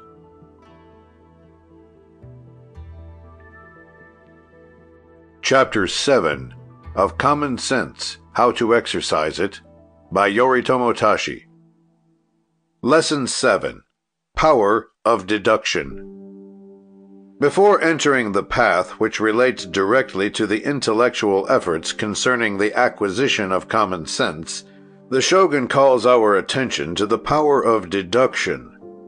It is only, said he, where we are sufficiently permeated with all the principles of judgment, that we shall be able to think of acquiring this quality so necessary to the harmony of life.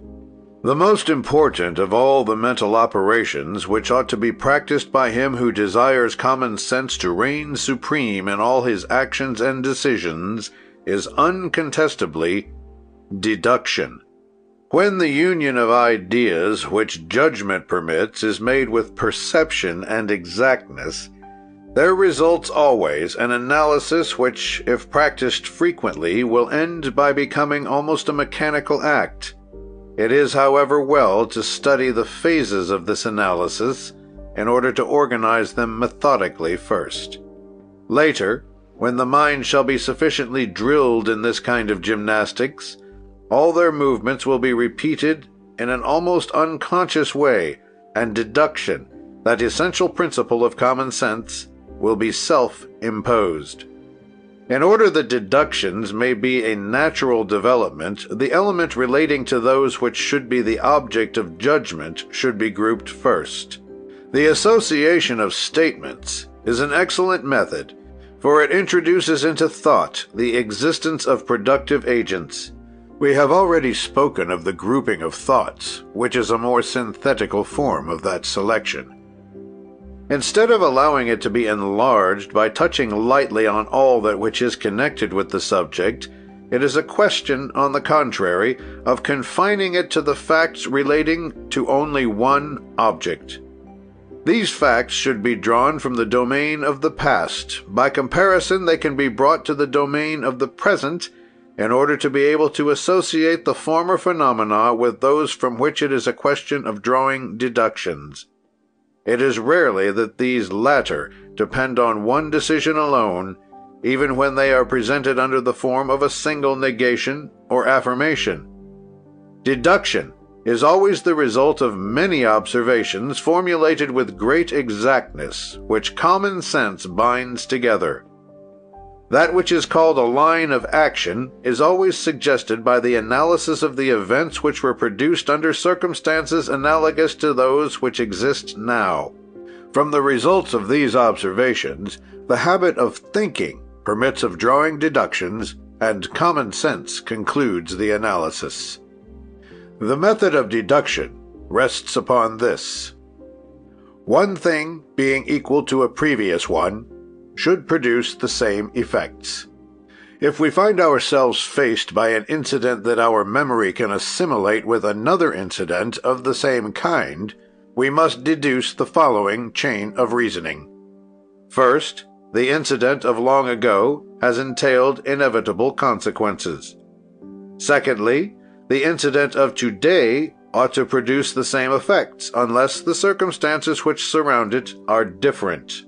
It is then a question of analyzing the circumstances and of weighing the causes whose manifestation could determine a disparity in the results. We shall interest ourselves first in the surroundings, for thus, as we have said, habits of thought and feeling vary according to the epoch and the environment. A comparison will be established between persons or things in order to be absolutely convinced of their degree of conformity. The state of mind in which we were when the previous events were manifested will be considered, and we shall not fail to ascertain plainly the similarity or change of humor at the moment as related to that of the past. It is also of importance to observe the state of health, for under the affliction of sickness things assume very easily a hostile aspect. It would be wrong to attribute to events judged during an illness the same value which is given to them at this present moment. When one is absolutely decided as to the relation of new perceptions and mental representations, one can calculate exactly the degree of comparison. The moment will then have arrived to synthesize all the observations and to draw from them the following deductions. First, like causes ought, all things being equal, to produce like effects. Secondly, the event which is in question will therefore have the same consequences as the previous one, since it is presented under the same conditions. Or again, being granted the principle that like causes produce like effects, as I have just affirmed, and that there exist certain incompatibilities between the contingencies of the past and those of today, one must allow that these incompatibilities will produce different results. And after this reasoning, the deductions will be established by constituting a comparison in favor of either the present or past state of things. But the philosopher, who thinks of everything, has foreseen the case where false ideas have obscured the clearness of the deductions, and he said to us, "The association of false ideas, if it does not proceed from the difficulty of controlling things, is always in ungovernable opposition to the veracity of the deduction.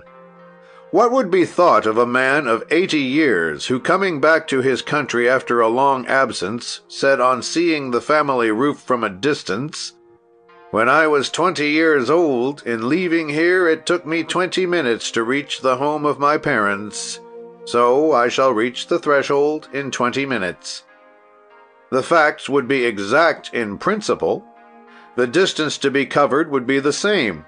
But legs of 80 years have not the same agility as those of very young people, and in predicting that he will reach the end of his walk in the same number of minutes as he did in the past, the old man would deceive himself most surely.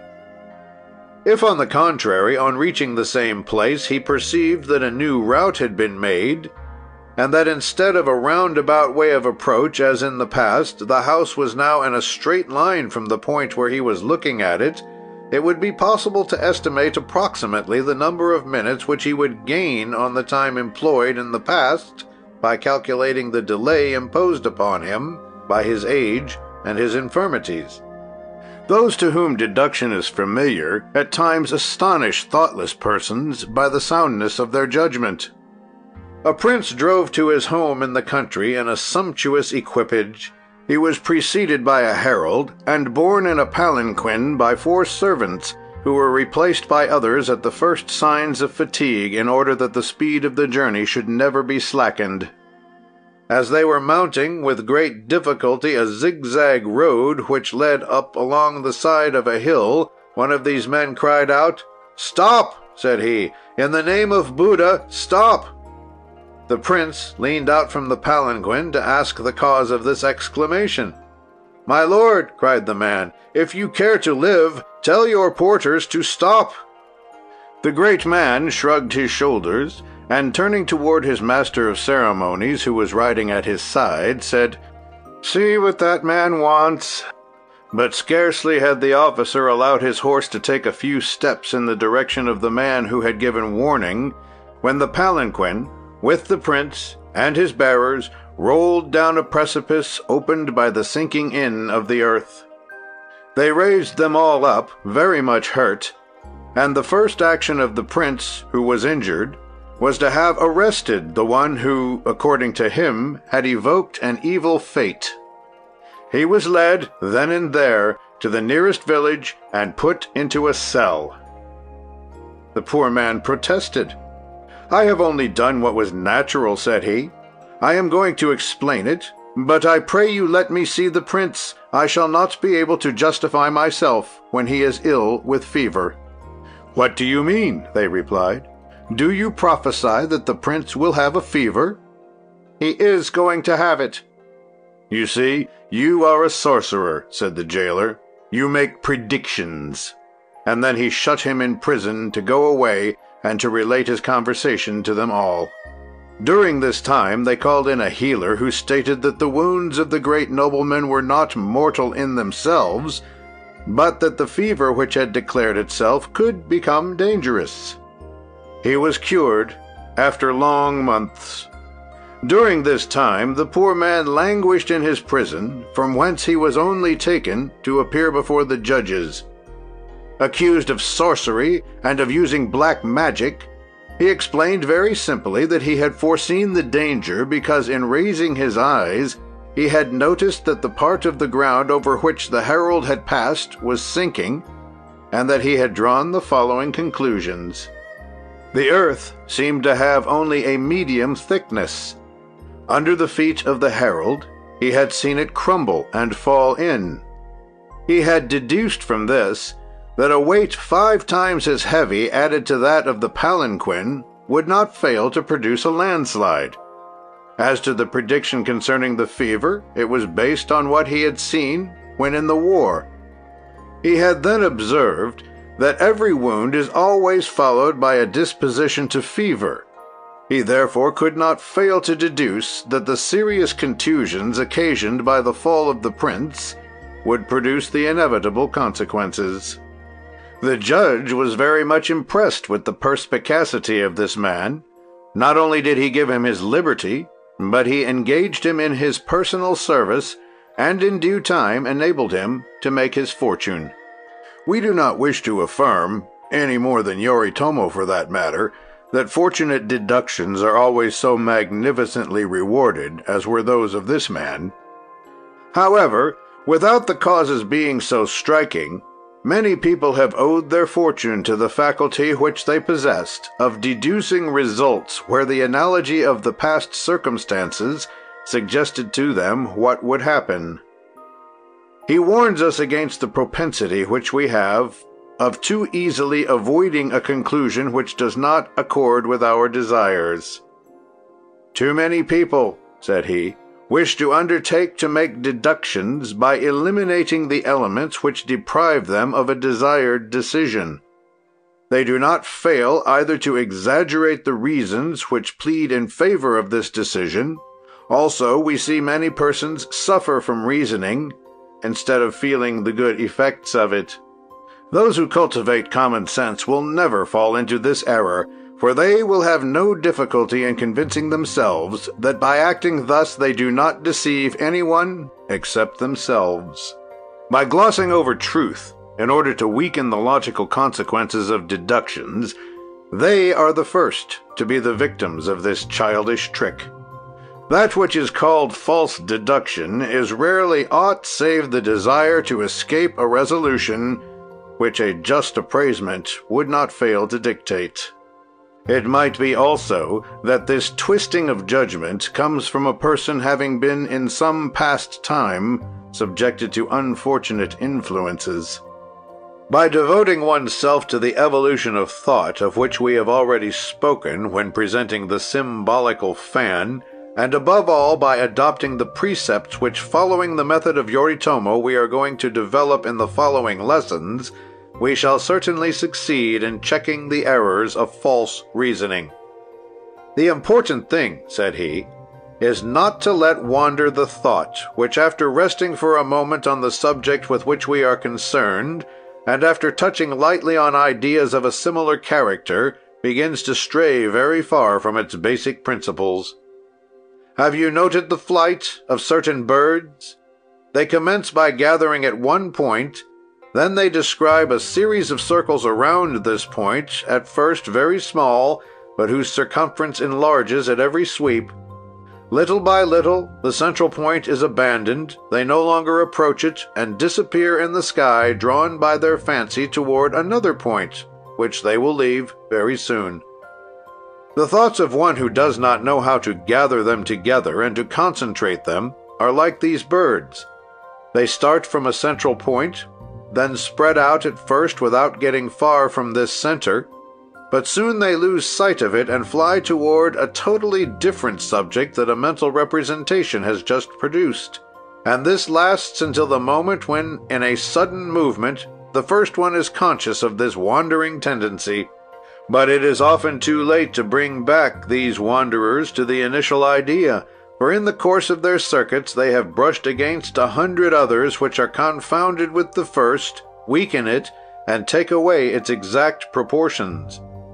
The great stumbling block again is that of becoming lost in the details whose multiplicity prevents us from discerning their complete function in the act of practicing deduction. It is better, in the case where our perception finds itself assailed by the multitude of these details, to proceed by the process of elimination in order not to become involved in useless and lazy efforts. In this case, we must act like a man who must determine the color of a material at a distance, where the tiny designs stand out in a relief of white on a background of black. Suppose that he is placed at a distance too great to perceive this detail. What should he do to be able to give the best possible description? He will proceed by elimination. The material is neither red nor green. Orange and violet must be set aside, as well as all the subordinate shades. It has a dull appearance, hence it is gray, unless... And here mental activity comes into play and will suggest to him that gray is composed of black and white. He will then be sure to form a judgment which will not be spoiled by falsity if he declares that the material is a mixture of black and white. Later, by drawing nearer, he will be able to analyze the designs and convince himself of their respective form and color, but by deducing that the material was made up of the mixture of two colors, he will have come as near as possible to the truth. Deduction never prejudges. It is based on facts, only on things accomplished. It unfolds the teaching that we ought to obtain as a result. Again, the Shogun recommends to us the union of thoughts and the continuous examination of past incidents in the practice of deductions. If, on entering a room, said he, we are at times confused, it happens also that we correct this impression after a more attentive examination. The gilding is of inferior quality. The materials are of cotton, the paintings ordinary, and the mattings coarse. At first sight, we should have deduced, judging from appearances, that the possessor of this house was a very rich man. But a second examination will cause us to discover embarrassment and anxiety. It is the same with all decisions that we must make. Before devoting ourselves to deductions inspired by the general aspect of things, it is well to examine them one by one, and to discover their defects or recognize their good qualities. We shall be able thus to acquire that penetration of mind whose development, by leading us toward wise deductions, will bring us to the discovery of the truth. End of Chapter 7. Recording by Thomas Rose.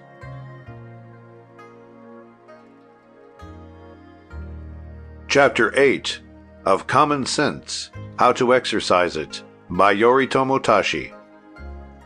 Lesson 8. How to Acquire Common Sense.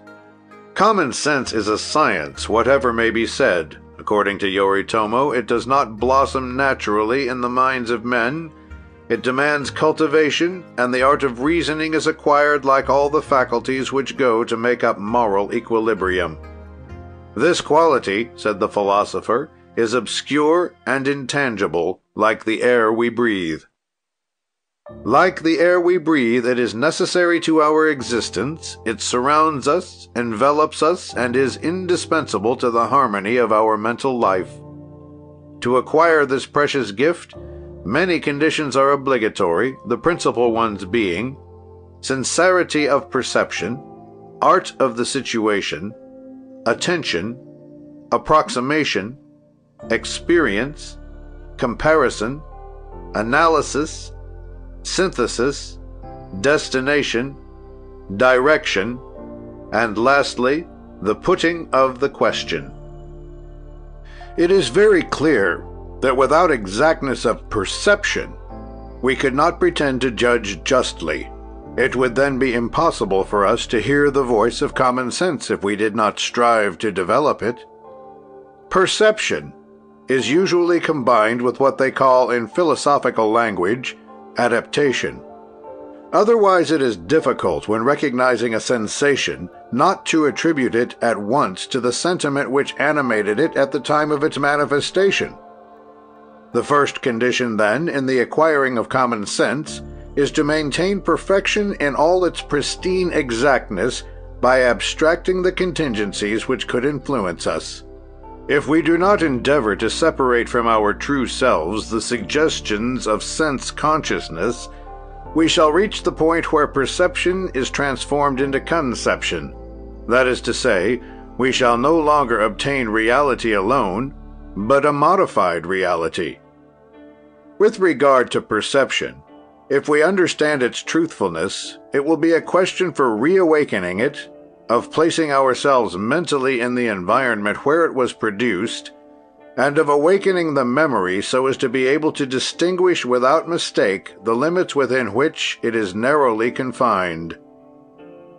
The art of situation consists in reproducing mentally past facts, allowing for the influence of the surroundings at that time as compared with the present environment.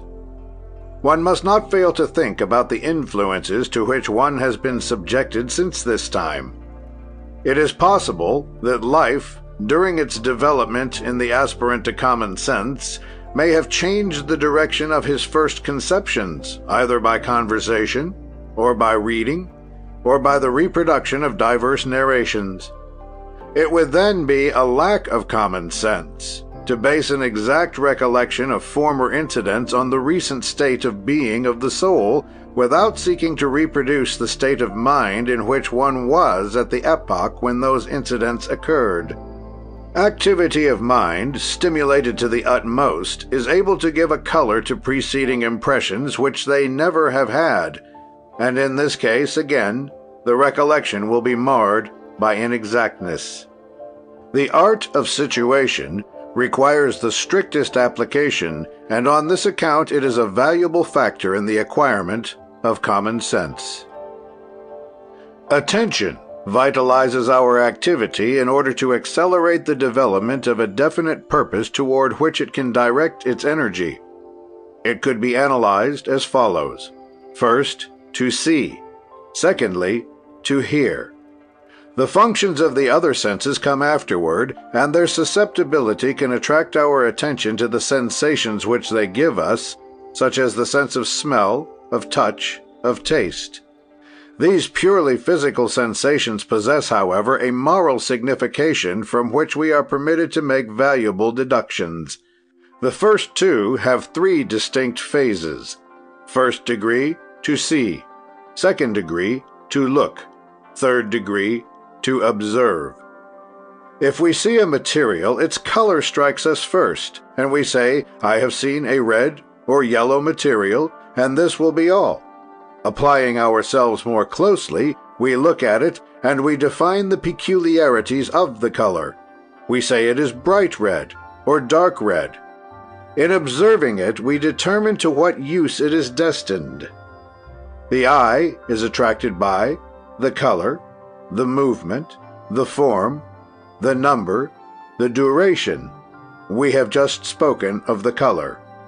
The movement is personified by a series of gestures that people make, or by a series of changes to which they subject things. The form is represented by the different outlines, the number by their quantity, the duration by their length. One will judge the length of time it takes to walk a road by seeing the length of it. The act of listening is divided into 3 degrees. First degree, to hear. Second degree, to understand. Third degree, to reflect. If someone walking in the country hears a dog bark, he perceives first a sound. This is the act of hearing. He will distinguish that this sound is produced by the barking of a dog. This is the act of understanding. Reflection will lead him then to think that a house or a human being is near, for a dog goes rarely alone. If the things which are presented to our sight are complex, those which strike our ears are summed up in one word: sound, which has only one definition: the quality of the sound. Then follow the innumerable categories of sound that we distinguish only by means of comprehension and reflection, rendered so instinctive by habit that we may call them automatic so far as those which relate to familiar sounds. The example which we have just given is proof of this fact. Let us add that this habit develops each sensitive faculty to its highest degree. The inhabitants of the country can distinguish each species of bird by listening to his song, and the hermits, the wanderers, those who live with society on a perpetual war footing, perceive sounds which would not strike the ears of civilized people. Approximation is also one of the stones by whose aid we construct the edifice of common sense. Concerning the calculations of probabilities, the application of approximation will allow us to estimate the capacity or the probable duration of things. We cannot say positively whether a man will live a definite number of years, but we can affirm that he will never live until he is 200. There are for approbation certain known limits, which serve as a basis for the construction of reasoning inspired by common sense. It can be affirmed in a positive way that if the trunk of a tree were floating easily without sinking to the bottom of the water, it would not float the same if 30 men were to ride astride of it. The initial weight of the tree permits it to maintain itself on the surface, but if it be increased to an exaggerated total, we can without hesitation calculate indirectly the moment when it will disappear, dragging with it the imprudent men who trusted themselves to it. Everything in life is a question of approximation. The house which is built for a man will be far larger than the kennel destined to shelter a dog, because the proportions have been calculated by approximation according to the relative difference between the stature of the human and canine species. Clothing is also suited to the temperature.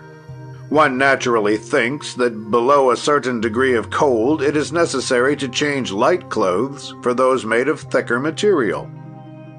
As with the majority of the constructive elements of common sense, approximation is always based on experience. It draws its conclusions from the knowledge of known limitations, whose affirmation serves as a basis for the argument which determines deduction in a most exact manner. Experience itself depends on memory, which permits us to recall facts and to draw our conclusions from them, on which facts reasoning is based. The shogun does not fail to draw our attention to the difference between experience and experimentation. This last, said he, only serves to incite the manifestation of the first. It consists of determining the production of a phenomenon whose existence will aid us in establishing the underlying principles of an observation which interprets the event. That is what is called experience. Comparison is a mental operation which permits us to bring things that we desire to understand to a certain point.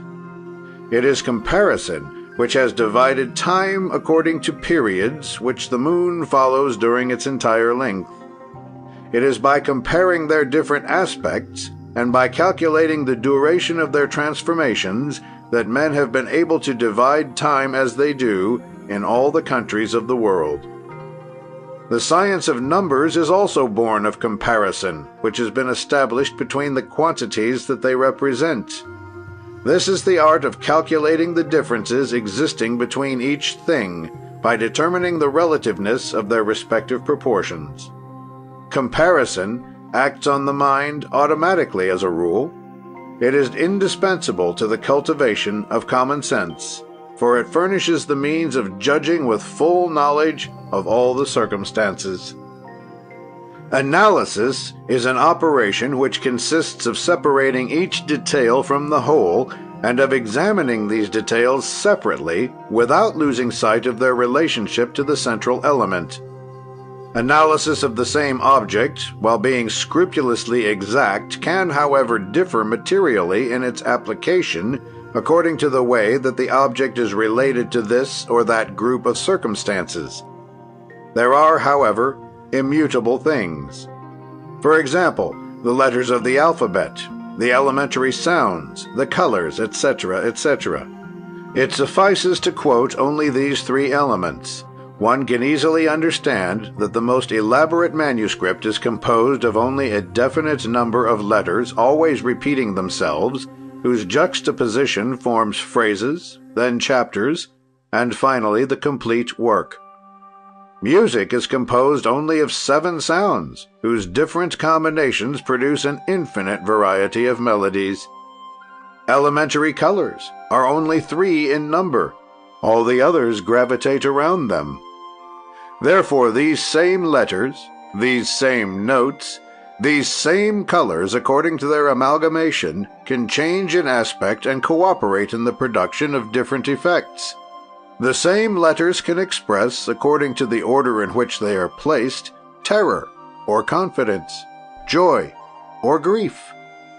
The same is true of notes and colors. Common sense ought then, considering these rules, to know how to analyze all the details, and having done this, to coordinate and to classify them in order to distinguish them easily. Coordination and classification form an integral part of common sense. And Yoritomo, who delights in reducing the most complex questions to examples of the rarest simplicity, says to us, "I am supposing that one person says to another, 'I have just met a Negro.' The interlocutor, as well as he who mechanically registers this fact, without thinking gives himself up to analysis and to coordination, which always precedes synthesis. Without being aware of this mental action, their minds will be occupied first with the operations of perception, then of classification. This Negro was a man of color, which places him in a certain group of the human race. It is always thus that common sense proceeds, its principal merit being to know how to unite present perceptions with those previously cognized, then to understand how to coordinate them so as to be able to group them concretely, that is to say, to synthesize them. Destination is defined as the purpose or object born of deduction and of classification. Destination does not permit of losing sight of the end which is proposed. It allows the consideration of the purpose to predominate always, and directs all actions toward this purpose, these actions being absolutely the demonstrations of this unique thought. Habits acquired in view of certain realizations ought to be dropped from the moment the purpose is accomplished or that it is weakened. It is by absolutely perpetuating those habits whose pretext has disappeared that one sees the achievement of certain actions which have been roughly handled by common sense. There are, again says the philosopher, certain customs whose origin it is impossible to remember. At the time of their birth, they were engendered by necessity. But even though their purpose be obliterated, tradition has preserved them in spite of everything, and those who observe them do not take into consideration their absurdity. People of common sense refrain from lending themselves to these useless practices, or if they consent to allow them a place in their thoughts, it is that they attribute to them some reason for existence, either practical or sentimental. Direction is indicated by circumstances, by environment, or by necessity. There is direction of resolutions, as well as direction of a journey. It is necessary from the beginning to consider well the choice of a good route, after having done everything possible to discriminate carefully between it and all other routes proposed. It happens, however, that the way leads also through the crossroads. It is even indispensable to leave the shortcuts in order to trace the outlines of the obstacles. Direction is then an important factor in the acquiring of common sense. The putting of the question takes its character from comparison, from experience, and principally from approximation, but it is in itself a synthesis of all the elements which compose common sense. He who wishes to acquire common sense should be impregnated with all that has preceded. Then he will discipline himself so as to be able to judge by himself the degree of reason which he has the right to assume. He will begin by evoking some subject, comparing its visual forms with those forms which he understands the best, in other words, to the perceptions which are the most familiar to him. If it concerns a question to be solved, he will try to recall some similar subject and establish harmony by making them both relative to a common antecedent. Yoritomo advises choosing simple thoughts for the beginning. One will say, for example, such a substance is a poison. The seeds of this fruit contain a weak dose of it. These seeds could then become a dangerous food if one absorbed a considerable quantity. Common sense will thus indicate a certain abstaining from eating of it. Then one may extend his argument to things of a greater importance, but taking great care to keep within the narrow limits of rudimentary logic. One must be impregnated with this principle. Two things, equal to a third, demand an affirmative judgment or decision. In the opposite case, the negative deduction is enjoined. It is by deductions from the most ordinary facts that one succeeds in making common sense intervene automatically in all our judgments. What would be thought of one who, finding himself in a forest at the time of a violent storm, would reason as follows? First, the high summits attract lightning. Secondly, here is a giant tree. Thirdly, I'm going to take refuge there. Then it is that common sense demands that he state his three propositions as follows. First, high summits attract lightning. Secondly, here is a giant tree. Thirdly, I'm going to avoid its proximity because it will surely be dangerous. If he acted otherwise, if in spite of his knowledge of the danger he took shelter under the branches of the gigantic tree, exposing himself to be struck by lightning, one could in this case only reproach him with imprudence and lay the blame to the lack of common sense which allowed him to perform the act that logic condemned. Now the old Nippon speaks to us of the means to employ that we may avoid pronouncing too hasty judgments, which are always of necessity weakened by a too great indulgence for ourselves, and at the same time too great a severity for others. I was walking one day, said he, on the shores of a lake, when I discovered a man sitting at the foot of a bamboo tree in an attitude of the greatest despair. Approaching him, I asked him the cause of his grief. "Alas," he said to me, "the gods are against me. Everything which I undertake fails, and all evils crush me. After the one which has just befallen me, only one course of action is left to me, to throw myself in the lake. But I am young, and I am weeping for myself before resolving to take such a step." And he related to me how, after many attempts without success, he had at last gained a certain sum of money, the loss of which he had just experienced. "In what way did you lose it?" I asked him. "I put it in this bag." "Has someone stolen it?" "No, it has slipped through this rent." And he showed me a bag whose ragged condition confirmed, and at the same time illustrated, his statement. "Listen," said I, sitting down beside him. You are simply devoid of common sense by invoking the hatred of the gods. You alone are the cause of your present misery. If you had simply reasoned before placing your money in this bag, this would not have happened to you." And as he opened his eyes wide, "You would have thought this," I resumed. "The material, very much worn, is incapable of standing any weight without tearing. Now the money which I possess is heavy. My bag is worn out. I shall not therefore put my money in this bag, or at least I shall take care to line it beforehand with a solid piece of leather. From this moment," I proceeded, "there only remains one thing for you to do. Always consult common sense before coming to any conclusion, and you will always succeed. As for your opinion concerning the hatred of the gods for you, if you will once more call common sense to your assistance, you will reason as follows.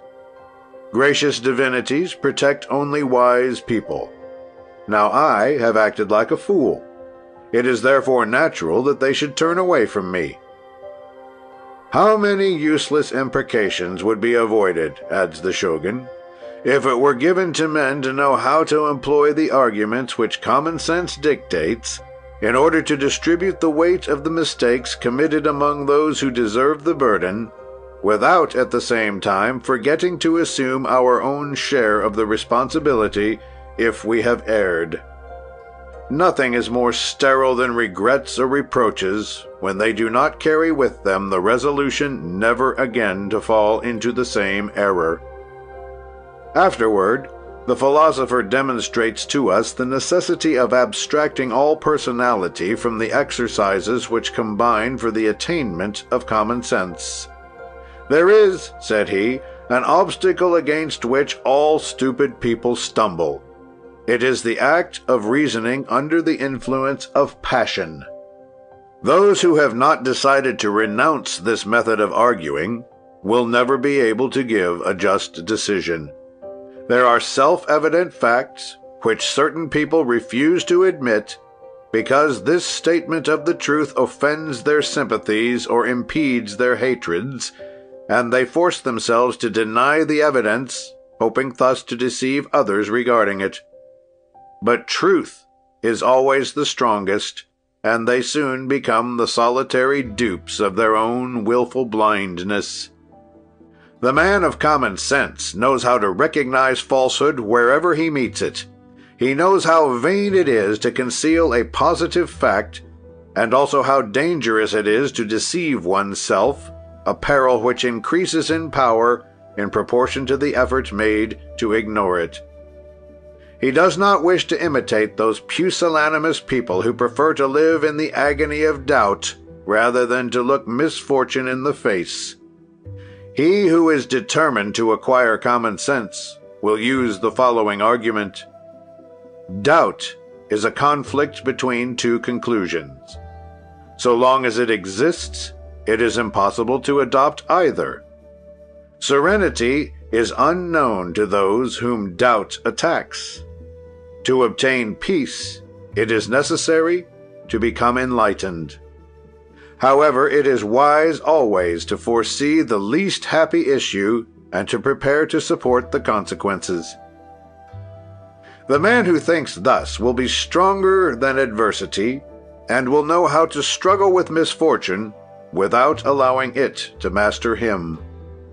It is in these terms that Yoritomo initiates us into what he calls the mechanism of common sense, in other words, the art of acquiring by the simplest reasoning this quality, dull as iron, but like it, also solid and durable. End of Chapter 8. Recording by Thomas Rose.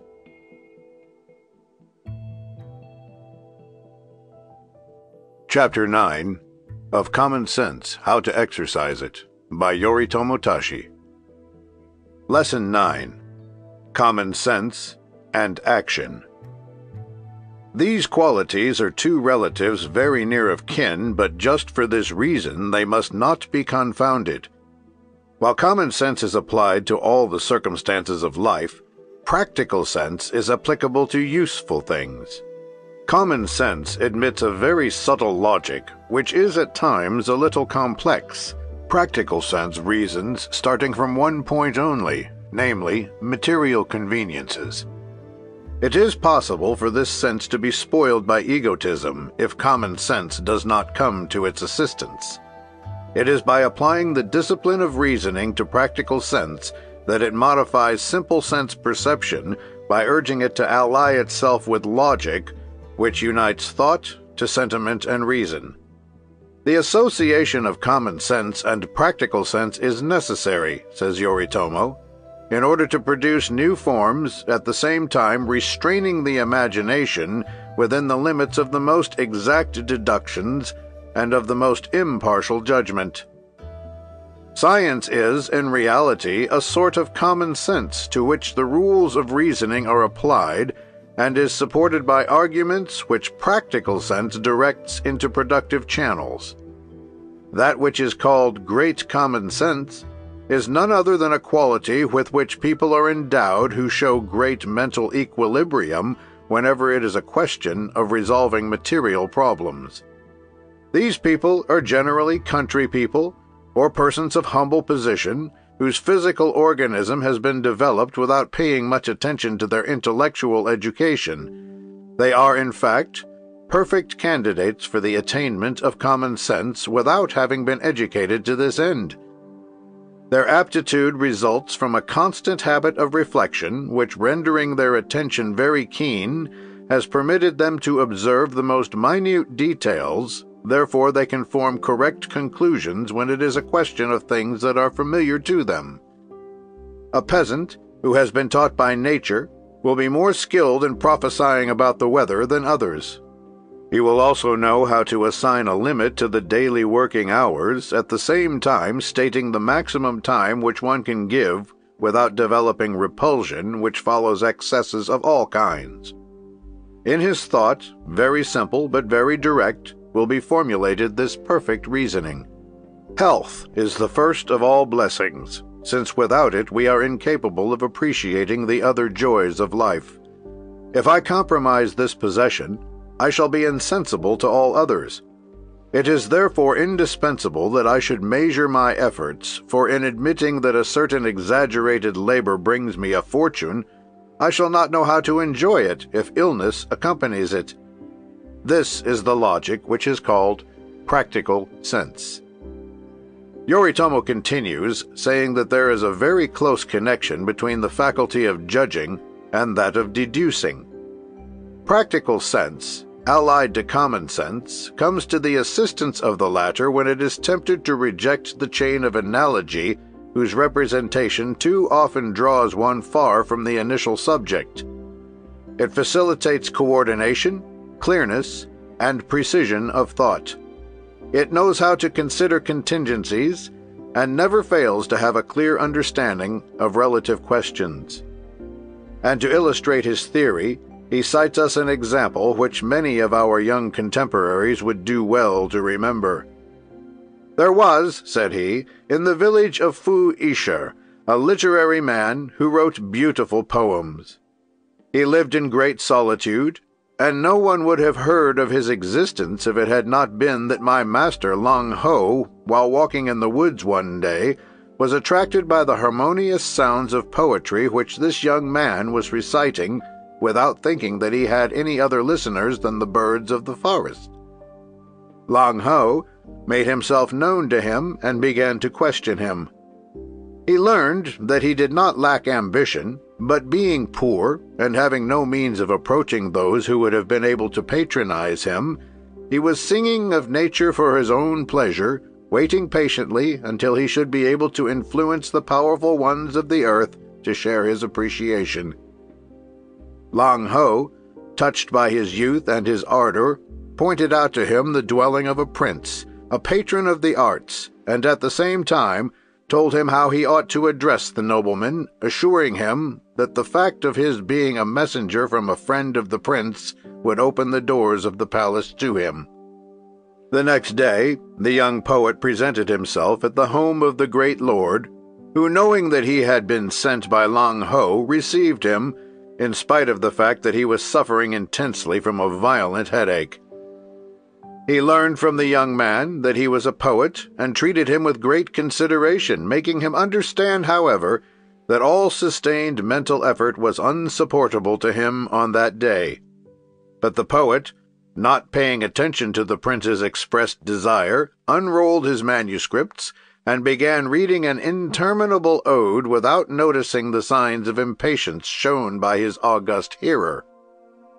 He did not have the pleasure of finishing it. The prince, seeing that the reader did not understand his importunity, struck a gong and ordered the servant who appeared to conduct the young man out of his presence. Later, he declared to Lang Ho that his protégé had no talent at all, and reprimanded him severely for having sent the poet to the palace. But my master did not like to be thus criticized. So a little while after that one day, when that same prince was in an agreeable frame of mind, Lang Ho invited him to the reading of one of his works. The nobleman declared that he had never heard anything more beautiful. "That is true," said Lang Ho, "but you ought to have said this the first time you heard it." And he revealed to the prince that these verses were those of the young man whom he had judged so harshly. From this story, two lessons may be drawn.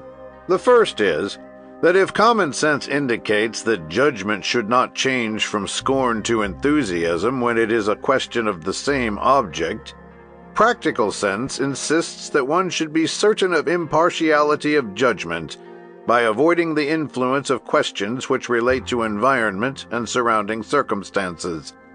The second concerns opportunity. We have already had occasion to say how much some things which seem desirable at certain times are questionable when the situation changes. Bad humor creates ill will. Therefore, it is abominably stupid to provoke the manifestation of the second when one has proved the existence of the first. In order that there may be a connection between the faculty of judgment and that of deduction, it is essential that nothing should be allowed to interpose itself between these two phases of the argument. Harmony between all judgments is founded on common sense, but it is practical common sense which indicates this harmony with precision. It is also practical common sense which serves as a guide to the orator who wishes to impress his audience. He will endeavor first to choose a subject which will interest those who listen to him. In this endeavor he ought, above all, to consult opportunity. And as we have remarked on many occasions, the shogun expresses theories on this subject to which the people of the 20th century could not give too much earnest consideration. There are, said he, social questions, as for example, dress and custom. With time, opinions change, as do forms and manners, and this is quite reasonable. The progress of science, by ameliorating the general conditions of existence, introduces a need created by civilization which rejects barbarous customs. The mentality of a warrior is not that of an agriculturist. The man who thinks about making his possessions productive has not the same inclinations as he whose life is devoted to conquest and the sweetness of living in serenity by modifying the aspirations, metamorphoses all things. In order to lead attention in the direction which is governed by reason, it is indispensable for the orator that he should expound a subject whose interpretation will satisfy the demand of opportunity which influences every brain. Practical sense will make him take care to speak only of things that he has studied thoroughly. It will induce him to expound his theory in such a way that his hearers will have to make no effort to assimilate it. That which is not understood is easily criticized, and practical sense would prevent an orator from attempting to establish an argument whose premises would offend common sense. He would be certain of failure in such a case. His efforts will be limited, then, to evoking common sense by employing practical sense so far as what refers to the application of principles which he desires to apply successfully. Yoritomo recommends this affiliation for that which concerns the struggle against superstition. Superstition, he says, offends practical sense as well as common sense, for it rests on an erroneous analysis. Its foundation is always an observation marred by falsity, establishing an association between two facts which have nothing in common. There are people who re-enter their homes if when they reach the threshold they perceive a certain bird. Others believe that they are threatened with death if they meet a white cat. Without going back to the days of Yoritomo, we shall find just as many people who are the victims of superstitions concerning certain facts which are only the observance of customs fallen into disuse and whose practice has been perpetuated through the ages, although, as we have said in the preceding chapter, the purpose of the custom has disappeared, but the custom itself has not been forgotten. It is in this way that the origin of the superstition concerning salt dates back to the time of the Romans who, while at variance with the principles of contemporary agriculture, sowed salt in the fields of their enemies and thought that by so doing they would make them sterile. To that far distant epoch can be traced the origin of the superstition concerning the spilling of salt. Whatever may have been its cause, superstition is the enemy of common sense, for when it does not originate in an abolished custom, it is the product of a personal impression associating two ideas absolutely unconnected. Practical sense, Yoritomo continues, is a most valuable talent to cultivate, for it prevents our judging from appearances. Frivolous minds are always inclined to draw conclusions from passing impressions. They adopt neither foresight, nor precaution, nor approximation. There are people who will condemn a country as utterly unattractive because they happen to have visited it under unfavorable circumstances. Others, without considering what a country has previously produced, and that at present the grain has not been planted, will declare unfertile the soil which has been untilled for some months. On the other hand, if they visit a house on a sunny day, it would be impossible for them to associate it with the idea of rain. It would be most difficult to make these people alter their judgments prematurely formed, and in spite of the most authoritative assertions and the most self-evident proofs, their initial idea will dominate all those which one would like to instill into their minds. One moment would, however, suffice for reason to convince them that the variations of atmosphere and the conditions of cultivation can modify the aspect of a country, of a field, and of a house, to the extent of giving them an appearance totally different from the one which they seem to have. But he who judges by appearances never rejoices in the possession of that faculty which may be called reason in imagination. This is a gift developed by practical sense and which common sense happily directs in right channels. Those who are endowed with this faculty can, with the help of reasoning and by means of thought, build up a future reality based on a judgment whose affirmation admits of no doubt. It is not a question of hypothesis, no matter how well-founded it is. Experience, in this case, is united with deduction to form a preconceived, but certain, idea. By cultivating practical sense, we shall escape the danger of idealization, which, with people of unbalanced mentality, often sheds an artificial light upon the picture. There is still another point to which Yoritomo calls our attention in order to encourage us to cultivate the twin reasoning powers whose advantages we are trying to commend in this chapter. Practical sense, says he, sometimes puts common sense apparently in the wrong, while acting, however, without the inspiration of the latter. This happens when it is an advantage for the perfect equilibrium of the projects in question that it should be maintained at the same pitch, in order that it may be understood by all. In the legendary days, snow the color of fire once fell on the inhabitants of a little village who were all about to attend a religious ceremony. One man alone, an old philosopher, had remained at home because at the time they were to leave, he suddenly fell ill.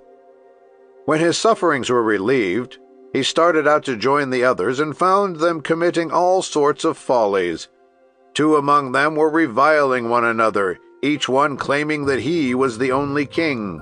Some were weeping because they thought that they were changed into beasts. Others were screaming without rhyme or reason, now embracing each other, now attacking one another furiously. Soon the wise man recognized that they had been affected by the fall of snow, which had made them crazy, and he tried to speak to them in the language of reason. But all these crazy people turned on him, crying out that he had just lost his reason and that he must be shut away. They undertook the task of taking him back to his home, but as that was not to be accomplished without rough usage, he assumed the part indicated by practical sense. This man of common sense feigned insanity, and from the moment the insane people thought that he resembled them, they let him alone and ceased to torment him. The philosopher profited by this fact to disarm their excitement, and little by little, all the time indulging in 1,000 eccentricities which had no other object than to protect himself against them, he demonstrated their aberration to them. Could not this story serve as an example to the majority of contemporary critics? Is it not often necessary to appear to be denuded of common sense to make the voice of reason dominate? In the fable of Yoritomo, his philosopher proved his profound knowledge of the human heart, while he put in practice the power of practical sense, in apparent opposition, however, to common sense. We said this at the opening of the chapter. Practical sense and common sense are two very near relatives, but they are two, and not one. End of Chapter 9. Recording by Thomas Rose.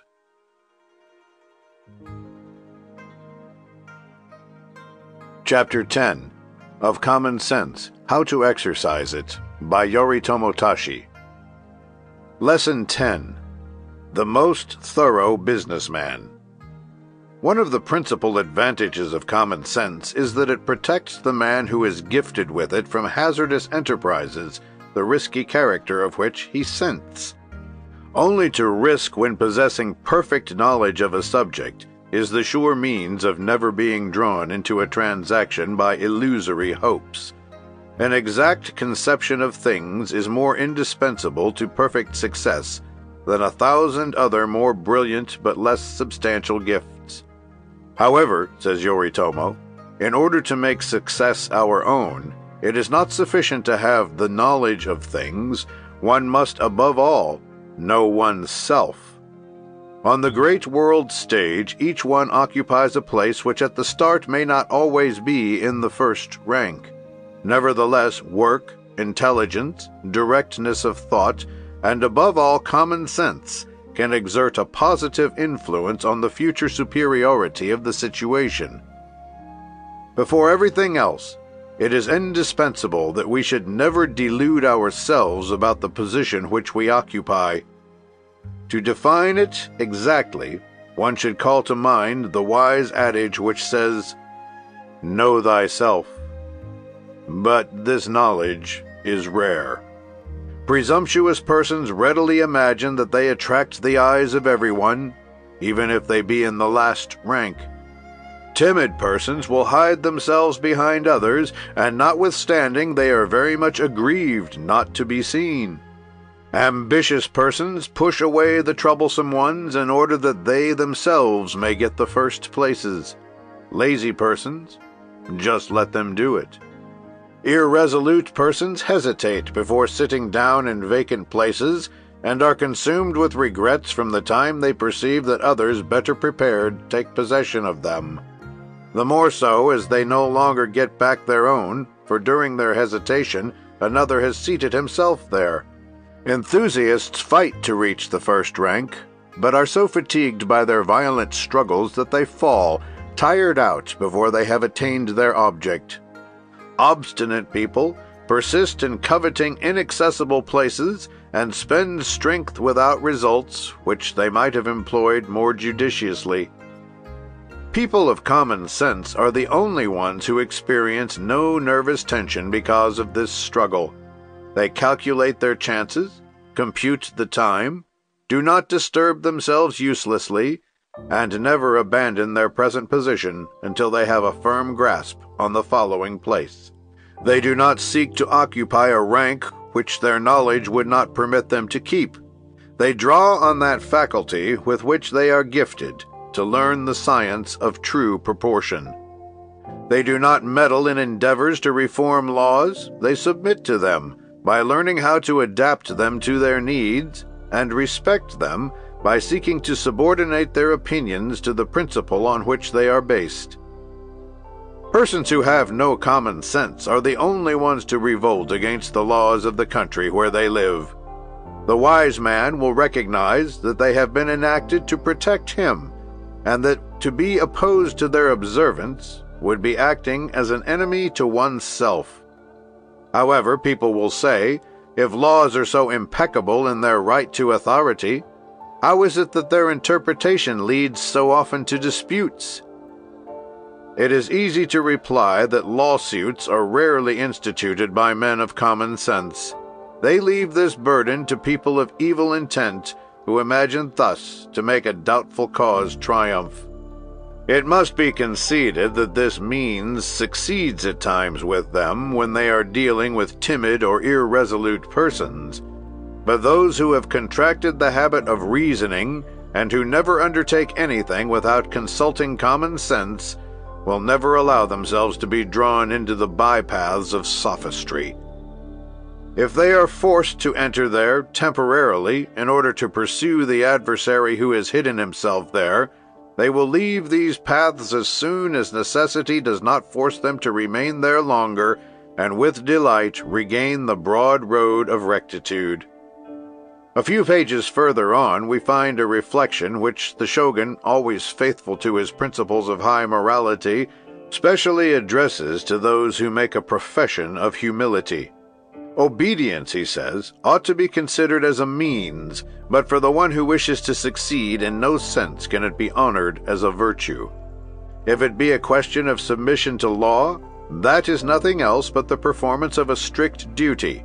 This is a kind of compact which the man of common sense concludes with society, to which he promises his support for the maintenance of a protection from which he will be the first to benefit. This obedience might be set down as selfishness, were it not endorsed by common sense.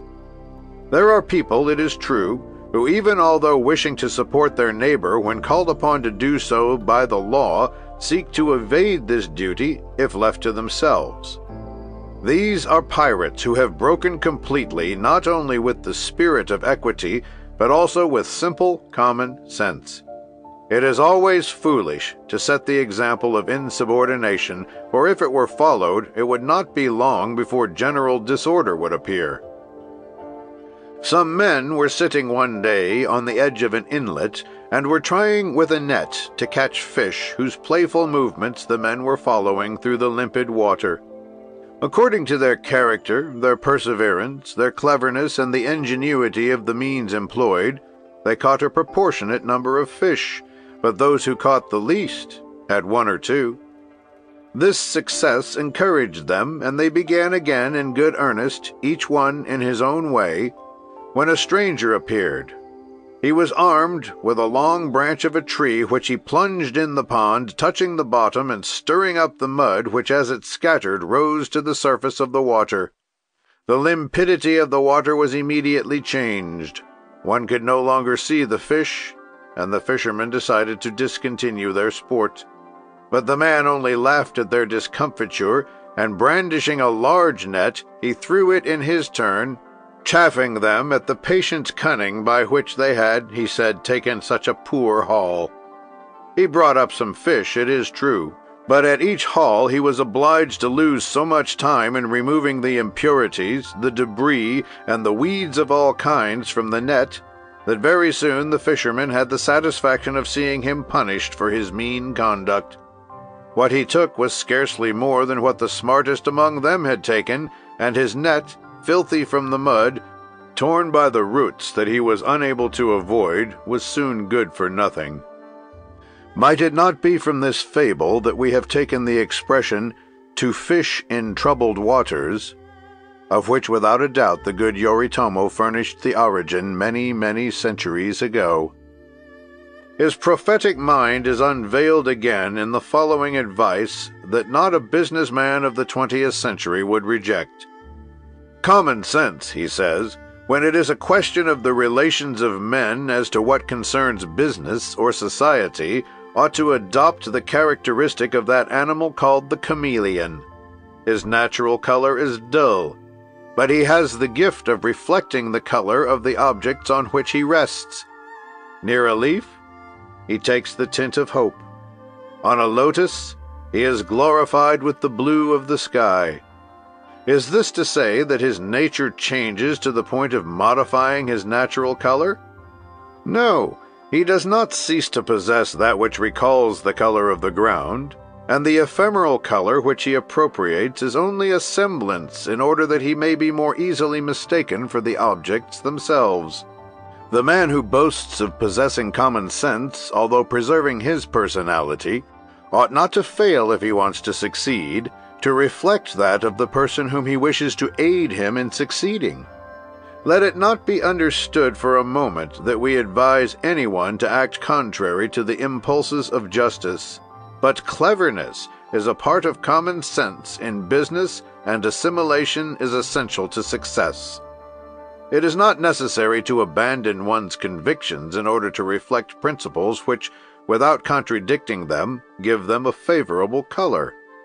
Common sense can remain intact and be differently colored according as it is applied to the arts, politics, or science. It would not deserve its name if it did not know how to yield to circumstances in order to adorn the momentary caprice with flowers of reason. In the primitive ages, common sense consisted of keeping oneself in a perpetual state of defense. Attack was also at times prescribed by virtue of the principle that it is pernicious to allow one's rights to be imperiled. Attack was also at times a form of repression. It was also a lesson in obedience and a reminder not to misunderstand individual rights. In later times, common sense served to make the advantages of harmony appreciated. It directed the descendants of peoples exclusively warlike toward the secret place where science unfolds itself to the gaze of the vulgar, then it taught them to provide for their existence by working. It has demonstrated to them the necessity of reflection by inciting them to model their present course of life on the lessons which come from the past. It has given them the means to evoke it easily and effectively. It has injected into their veins the calmness which permits them to draw just conclusions, and to adopt toward preceding reasonings the attitude of absolute neutrality, without which all former presentiments are marred by error. Each epoch was, for common sense, an opportunity to manifest itself differently. At the moment when poetry was highly honored, it would have been unreasonable to have ignored it, for the bards excited great enthusiasm by their songs which gave birth to heroes. And now, imbued with the principles which in his day might be taken to represent what we today call advanced ideas, Yoritomo continues. Common sense can then, without renouncing its devotion to truth, take various forms or shades, for the truth of yesterday is not always the truth of today. The gods of the past are considered simply as idols in our day, and the virtues of the distant past would be at present moral defects, which would prevent men from winning the battle of life whose ideal is the best, for which all the faculties should strive. The shogun also touches lightly on a subject which, already discussed in his time, has become in our day a burning truth. It is a question of a fault which in the world of practical life and in that of business can cause considerable injury to him who allows it to be implanted in him. We refer to that tendency which has been adorned, or rather branded successively, with the names of hypochondria, pessimism, and lastly, neurasthenia, an appellation which comprises all kinds of nervous diseases, the characteristic of which is incurable melancholy. There are people, he says, who are afflicted with a special color blindness. Everything they look at assumes immediately to their eyes the most somber hues. They see in a flower only the germ of dry rot. The most ideal beauty appears to them only like the negligible covering of some hideous skeleton. However, they hang on to this life which they do not cease to calumniate, and people of common sense are rarely found who will try to reason with them from a common sense standpoint. Since life is so insupportable to you, why do you impose upon yourself the obligation to struggle with it? Only insane people try to prolong their sojourn in a place where they suffer martyrdom. It is true that when perchance this argument is placed before them, they do not fail to reply by invoking the shame of desertion. Well, is it not then the interest of the struggle to which we are subjected a sufficient attraction to keep us at our post? And always enamored with the doctrine which we are now assiduously maintaining, he concludes, common sense is, at times, the unfolding of a magnificent force which incites us to attune our environment to actualities.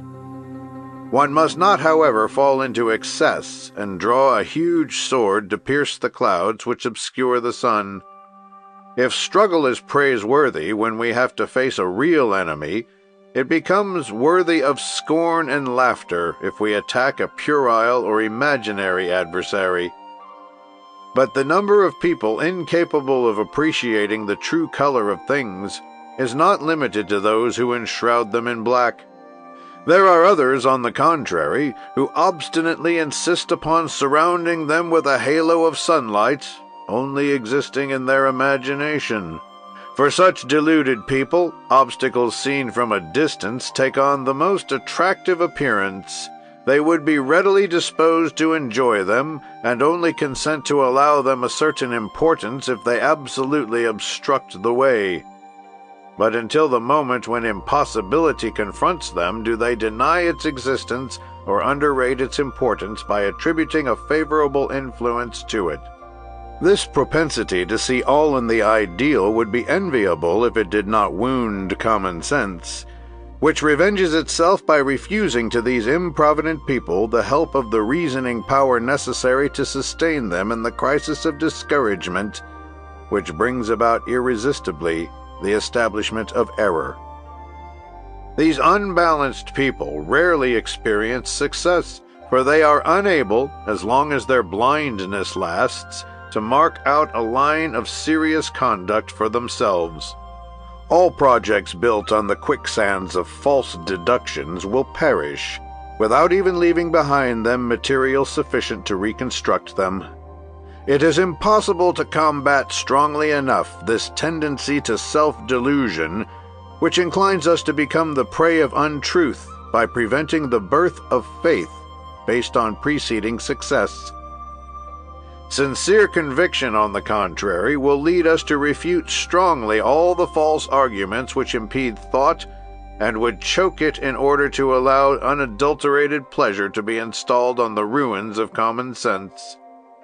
The battle of life demands warriors and conquerors, as well as critics, less brilliant perhaps, but just as worthy of admiration, for their mission is equally important, although infinitely more obscure.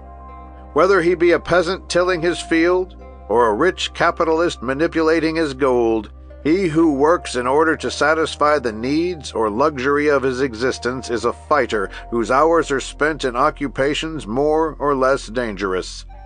From time to time, however, a cessation of hostilities is produced, which always follows the appearance of common sense, which by giving to things their true proportions causes the greater part of inequalities to disappear. Finally, he who cultivates this virtue unostentatiously will always be protected from the caprices of fortune. If he is poor, common sense will indicate to him the way to cease to be poor, and if chance has given him birth in opulence, the counsels of experience will demonstrate to him the frailty of possessions that one has not acquired by personal effort. This conclusion is strikingly true, for it is certain that prosperity attained by personal effort is less likely to fade away than an inherited fortune whose owner can only understand the ordinary pleasure of a possession which he has not ardently desired. He who is the maker of his own position is more able to maintain it. He knows the price of the efforts which he had to make in order to construct it, and armed with common sense, he is as able to defend his treasure as to enjoy the sweet savor of a thing which he has desired, longed for, and won by the force of his will and judgment, placed at the service of circumstances, and directed toward success. End of Chapter 10. Recording by Thomas Rose.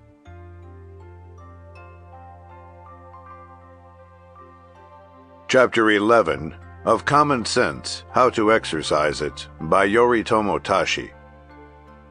Lesson 11. Common Sense and Self-Control.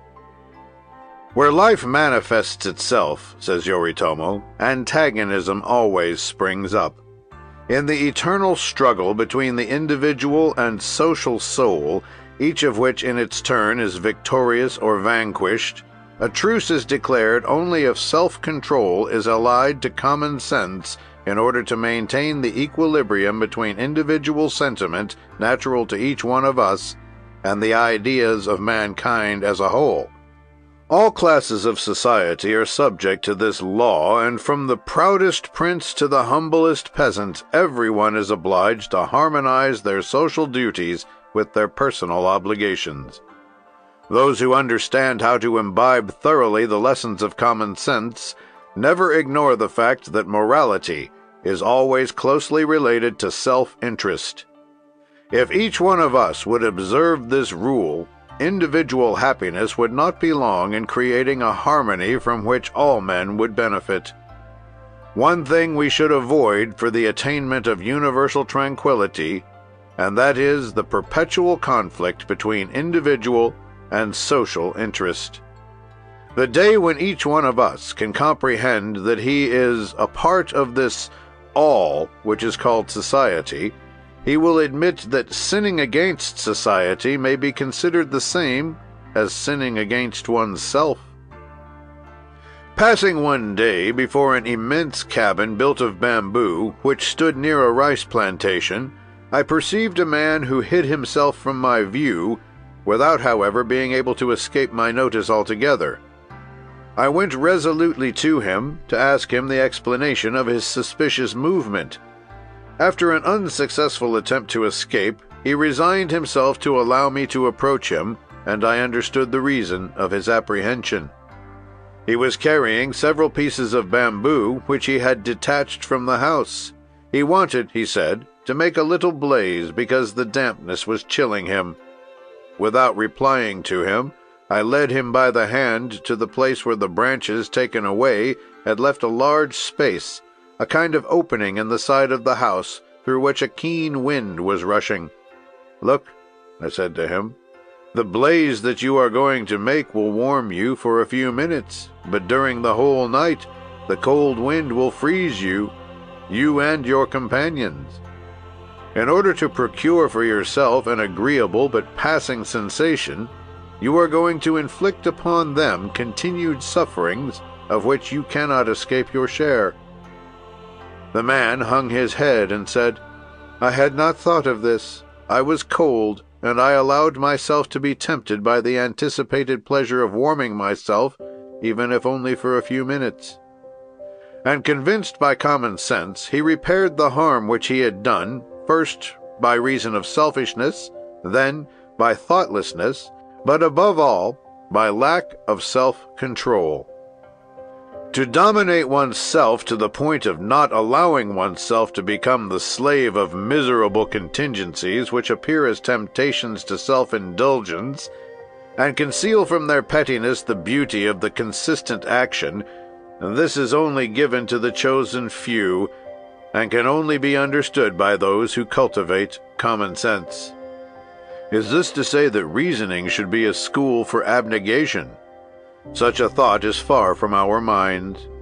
Neither habitual abnegation nor modesty is among the militant virtues, and for this reason the critics ought often to relegate them to their proper place, which is the last, very close to defects to which they closely approach, and among whose ranks one must sometimes go in order to discover them.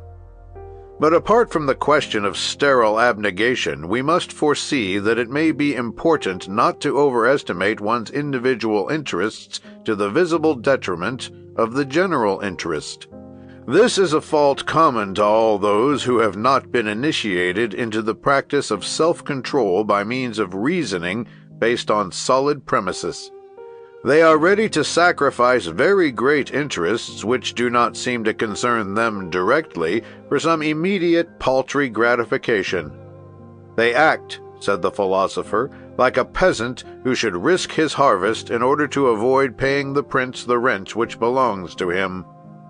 Common sense teaches us that we should call to our assistance self-control in order to repress the tendencies which tempt men to sacrifice the general interest to some personal and vehement desire. Rarely do these people find their advantage in separating themselves from the mass, and the prosperity of the greatest number is always the cradle of individual fortunes. Leaving questions of primary importance to come to the subtleties of detail in which he delights, Yoritomo speaks to us of self-control allied to common sense, extolling to us its good effects in practical questions of our everyday life. We too often confound, said he, self-control and liberty. We are tempted to believe that a slave cannot possess it, inasmuch as it is the special possession of all those to whom riches give a superior position in the world. How profound is this error! The lowest slave can enjoy this liberty, which is worth all others. Self-control, which confers intellectual independence, more precious than the most precious of possessions, whereas the most powerful prince may be altogether ignorant of this blessing. There are dependent souls who, for want of the necessary strength to escape from vassalage to the external impressions, will always drag on, feeble and oppressed by the exactions of a mental servitude from which they cannot free themselves. Others rise proudly, ready to command circumstances which they dominate with all the power of their volition, governed by reason. It is common sense which will guide them in this ascent, by keeping them within the limits assigned to those things pertaining to reason and rectitude of mind. Before everything, it is well not to forget that this faculty invites those who cultivate it to seek always for exact facts. Knowledge in all its aspects is then a perfect educator for those who do not wish to build on the flimsy foundation of approximate truth. In pronouncing the word knowledge, we do not wish to speak of abstract studies which are only accessible to a small number. We wish to express the thought of instruction embracing all things, even the most humble and ordinary. A man from the city was walking in the country one day, not far from a vast swamp. All around it were a few miserable huts, the shelter of some peasants whose business it was to gather the reeds from the borders, weaving them into large baskets to be sold afterward in the neighboring country. Little by little, twilight descended, slowly enveloping all things in a mist of ashy gray, and vapors arose from afar over the stagnant water. The man from the city trembled, believing that he recognized phantoms in this moving vapor. He sought to flee, but unfamiliar with the locality, he ran along the side of the swamp without finding the end of it. Exhausted from fatigue and trembling with fear, he resolved to knock at one of the cabins. He was welcomed by a basket maker, to whom he related his fright, adding that he was unable to understand how this man found the courage to live in a place haunted in such a terrible way. The peasant smiled, and explained to the man, whose intellectual culture was, however, infinitely superior to his own, by what phenomenon of evaporation these mirages were produced. He demonstrated to him that these phantoms were only harmless vapors, and the city man admired the knowledge which common sense had taught the ignorant one. And Yoritomo concluded, "This peasant gave there a proof of what self-control, allied to common sense, can do. Instead of allowing himself to be influenced by appearances, he confined himself to reflection, and observation, aided by attention, led him to a deduction resting on truth. The essential factor of control is cool-headedness, which permits of seeing things in their true light and forbids us to gild them or to darken them according to our state of mind at the time." The shogun adds, "Fear, hideous fear, is a sentiment unknown to those whose soul communes with self-control and common sense. The first of these qualities will produce a fixed resolution tending to calmness, at the same time that it makes a powerful appeal to cool-headedness, which permits of reflection. Fear is always the confession of a weakness, which disavows struggle, and wishes to ignore the name of adversary. Cool-headedness is the evanescent examination of forces, either physical or intellectual, with reference to supposed danger. Without self-control, cool-headedness cannot exist, but it only develops completely under the influence of common sense, which dictates to it the reasons for its existence. Cool-headedness, by leaving us our liberty of thought, enlightens us undoubtedly on the nature of danger, at the same time that it suggests to us the way to avoid it, if it really exists. There cannot be a question of fear for those who possess the faculties of which we have just spoken, for it is well known that from the moment when the cause of fear is defined, it ceases to exist. It becomes stupid illusion, or a real enemy. In the one case, as in the other, it ought not to excite anxiety any longer, but contempt, or the desire to fight it. For those whose mind is not yet strong enough to resolve on one or other of these decisions, it will be well to take up again the argument indicated in the preceding pages, and say, either the object of my fear really exists, and in this case I must determine its nature exactly in order to use the proper means first to combat it and then to conquer it, or it is only an illusion, and I am going to seek actively for that which produces it, in order never again to fall into the error of which my senses have just been the dupes. Looking over these manuscripts, so rich in valuable advice, we find once more the following lines: "Self-control and cool-headedness are above all necessary to aid in dissimulating impressions. It is very bad to allow one of the speakers in a dialogue to read the mind of him who speaks to him like an open book. He whose thoughts are impressed vividly on the surface is always placed at a glaring disadvantage." The thought of glorifying hypocrisy is far from our minds, for it has nothing to do with the attitude which we recommend. The hypocrite strives to assume emotions which he does not feel. The man gifted with cool-headedness is intent on never allowing them to be seen.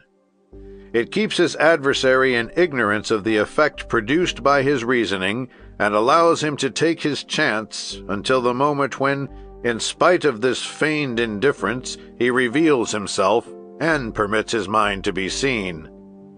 Now, to know the designs of a rival, when he is ignorant of those that we have conceived, is one of the essential factors of success. In every way, he who is informed about the projects of his adversary walks preceded by a torch of light, while the adversary, if he cannot divine his opponent's plans, continues to fight in darkness. The most elementary common sense counsels, then, cool-headedness when exchanging ideas, even when the discussion is of quite an amicable nature. From this habit there will result a very praiseworthy propensity to exercise self-control, which is only a sort of superior cool-headedness.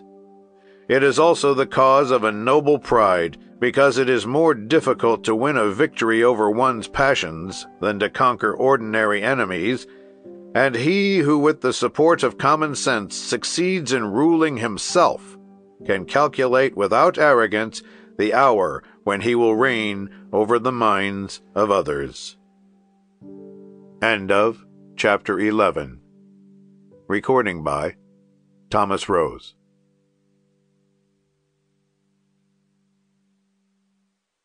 Chapter 12. Common Sense, How to Exercise It, by Yoritomo Tashi. Lesson 12. Common sense does not exclude great aspirations. A very common error, says Yoritomo, is that which consists in classifying common sense among the amorphous virtues only applicable to things and to people whose fundamental principle is materiality. This is a calumny which is spread broadcast by fools who scatter their lives to the four winds of caprice and extravagance. Not only does common sense not exclude beauty, but it really aids in its inception and protects its growth by maintaining the reasons which produced its appearance. Without it, the reign of the most admired things would be of short duration, granting that the want of logic had not prevented their production.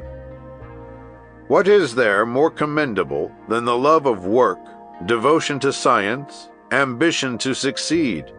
Could all this exist if common sense did not intervene to permit the development of the deductions on which are based the resolutions that inspired in us these aspirations? But this is not all. Without logic which permits us to give them solidity, the most serious resolutions would soon become nothing but vague projects, shattered as soon as formed. In common sense lies the cause and the object of things. It is common sense which makes us realize that difference that few persons are willing to analyze, and which lies between judgment and opinion. We almost always succeed in readily confounding them, and from this mistake results a too frequent cause of failures. Opinion is a conviction which is capable of modification. In addition to this, as it is based on mere indications and probability, it is rarely free from the personal element. Opinion depends upon the favorite inclination, upon the mood of the moment, upon sundry considerations which direct it almost always toward the desired solution. Also, it depends often on thoughtfulness or on the inexactness of the initial representation, which we are pleased to disguise slightly at first, then little by little to color in accordance with our desires. Falsehood does not necessarily enter into this process of tricking things out. It is 3/4 of the time the result of an illusion which we are prone to perpetuate within us. We are too often in the position of the 3 wise men who, while rummaging in an old sarcophagus, discovered a vase whose primitive function they were unable to determine with any certainty. One of them was a poet and an idealist. The second only prized positive things. The third belonged to the category of melancholy people. After a few days devoted to special research work, they met together again in order to communicate to each other their different opinions about the exhumed vase. "I have found the secret," said the first. "I also," affirmed the second. "I equally have found it," replied the third. And each one, based his opinion on preconceived notions which reflected their bent of mind. This vase, said the first, was intended to hold incense which they burned at that epoch, in the belief that the smoke dispelled the evil spirits. Nonsense, cried out the second. This vase is a pot, which at that time served as a receptacle for keeping spices. Not so, insisted the third. It is an urn of antiquated design used for receiving tears. That is all. These three serious men were certainly sincere in giving explanations which each one of them declared decisive. They expressed opinions which they believed implicitly, and which their respective natures directed irresistibly toward their peculiar bents of mind. Judgment, in order to be free from all which is not common sense, ought then to put aside all personal predilections, all desire to form a conclusion to humor our inclinations. Absolute impartiality of judgment is one of the rarest gifts, and at the same time is the noblest quality which we can possess. We should then conclude, with the Shogun, that common sense aids in the production of noble aspirations, and is not concerned only with that which relates to materiality, as so many people would have us understand. The Nippon philosopher teaches us also the part which he assigns to the habitual practice of goodness. We are too easily persuaded, he says, that goodness, like beauty, is a gift of birth. It is time to destroy an error rooted in our minds for too many centuries. Goodness is acquired by reasoning and logic, as are so many other qualities, and it is common sense which governs its formation. Have we ever reflected over the sum total of annoyances that people who are essentially wicked add every day to those imposed upon them by circumstances? Are we capable of appreciating the joys of life when impatience makes the nerves vibrate, or when anger brandishes its torch in the bends and turns of the brain? People who lack goodness are the first to be punished for their defect. Serenity is unknown to them, and they live in perpetual agitation caused by the irritation which they experience on the slightest provocation. Common sense indicates, then, in an irrefutable way, that there is every advantage in being good. And Yoritomo proves it to us by using his favorite syllogism. Happiness, he says, is above all a combination of harmony and absence of sorrow. Wickedness, by inspiring us with discontent and anger, disturbs this harmony. We must therefore banish wickedness, that we may cultivate goodness, which is the creator of harmony. Continuing still further the same argument, he adds, common sense would have the tendency even to make us promise to be good, so as to satisfy our own egotism. Goodness creates smiles. To sow happiness around one is a way of having neither eyes nor heart offended by the sight of people in tears. It is the eliciting of an agreeable joy whose rays will shed golden light over our life. Is it not more pleasing to hear the ring of laughter than to listen to painful sobs? So we should never lose an opportunity of being good, and that without mental reservation. Gratitude is not the possession of every soul, and he who does good may expect to receive ingratitude. He will not suffer from it if he has done good, not in the way a creditor does who intends to come on the very day appointed to claim his debt, but as a giver who fulfills his mission from which he is expecting a personal satisfaction, without thinking of any acknowledgment for what he has done.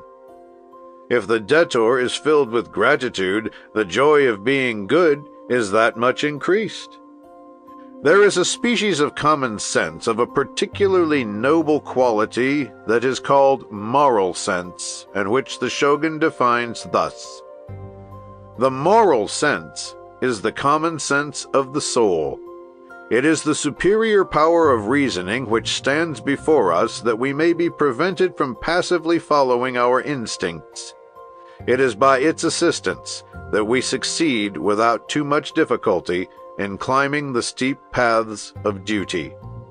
This sense discerns an important quality which puts us on our guard against the danger of certain theories whose brilliancy might seduce us. It is the moral sense which indicates to us the point of delimitation separating legitimate concessions from forbidden license. It allows us to go as far as the dangerous place where the understanding with conscience might become compromised, and by reasoning proves to us that there would be serious danger in proceeding further. It is the moral sense which distinguishes civilized man from the brute. It is the regulator of the movements of the soul and the faithful indicator of the actions which depend on it. We must really pity those who are deprived of moral sense, for they are the prey of all the impulses created in them by the brute nature which sleeps in the depths of each human creature. The man whose moral sense is developed will live at peace with himself, for he will only know the evil of doubt when he realizes the satisfaction of having conquered it. Moral sense, like common sense, is formed by reasoning and is fostered by the practice of constant application. It is the property of those who avoid evil as others avoid the spatter of mud, through horror of the stains which results from it. Those who do not have this apprehension flounder about, cover themselves with mud, sink in it, and finally are swallowed up. Yoritomo again takes up the defense of common sense with reference to the arts. Can one imagine, he says, a painter conceiving a picture and grouping his figures in such a way as to violate the rules of common sense? We should be doomed, if this were true, to see men as tall as oak trees, and houses resembling children's toy constructions placed without reference to equilibrium among green or pink animals whose legs had queer shapes. Madmen represent nature thus, which seems to them outlined in strange forms, but people of common sense reproduce things just as sound judgment conceives of them. If they throw around them at times the halo of beauty which seems exaggerated, let us not decry them. Beauty exists everywhere. It dwells in the most humble objects, makes all around us resplendent, and if we refuse to see it, we are blinded by an unjust prejudice, or our minds are not open to the faculty of contemplation. It is revealed above all to those who cultivate common sense and reject the sophistries of untruth, that they may surround themselves with truth. Such people scorn trivial casualties. They adopt an immutable rule, reasoning, which permits them to deduce, to judge, and afterward to produce. All beautiful creations are derived from this source. The most admirable inventions would never have been known if common sense had not helped them to be produced, strengthening those who conceived them by the support of logic, which demonstrated to them the truth of their presumptions. Authority follows, based on the experience which, by maintaining the effect of judgment, has armed them with the strength of the mind, the true glory of peaceful conquerors. Would one not say that the Shogun, in writing these lines, foresaw the magnificent efforts which we are witnessing each day, and that from the depths of time he caught a glimpse of these brave conquerors of the air and of space, whose great deeds, seeming at times the result of a crazy temerity, are in reality only homage rendered to common sense, which has permitted them to calculate the value of their initiative without mistake. And one cannot be denied the pleasure of entering once more into close communion of thought with the old philosopher when he says, "Enthusiasm is of crystal, but common sense is of brass." End of Common Sense, How to Exercise It, by Yoritomo Tashi. Translated by Lily Berthelot de la Boileverie. Recording by Thomas Rose.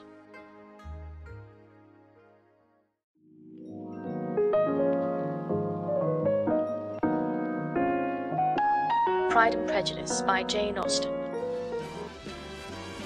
The Great Gatsby by F. Scott Fitzgerald. It was the best of times. It was the worst of times.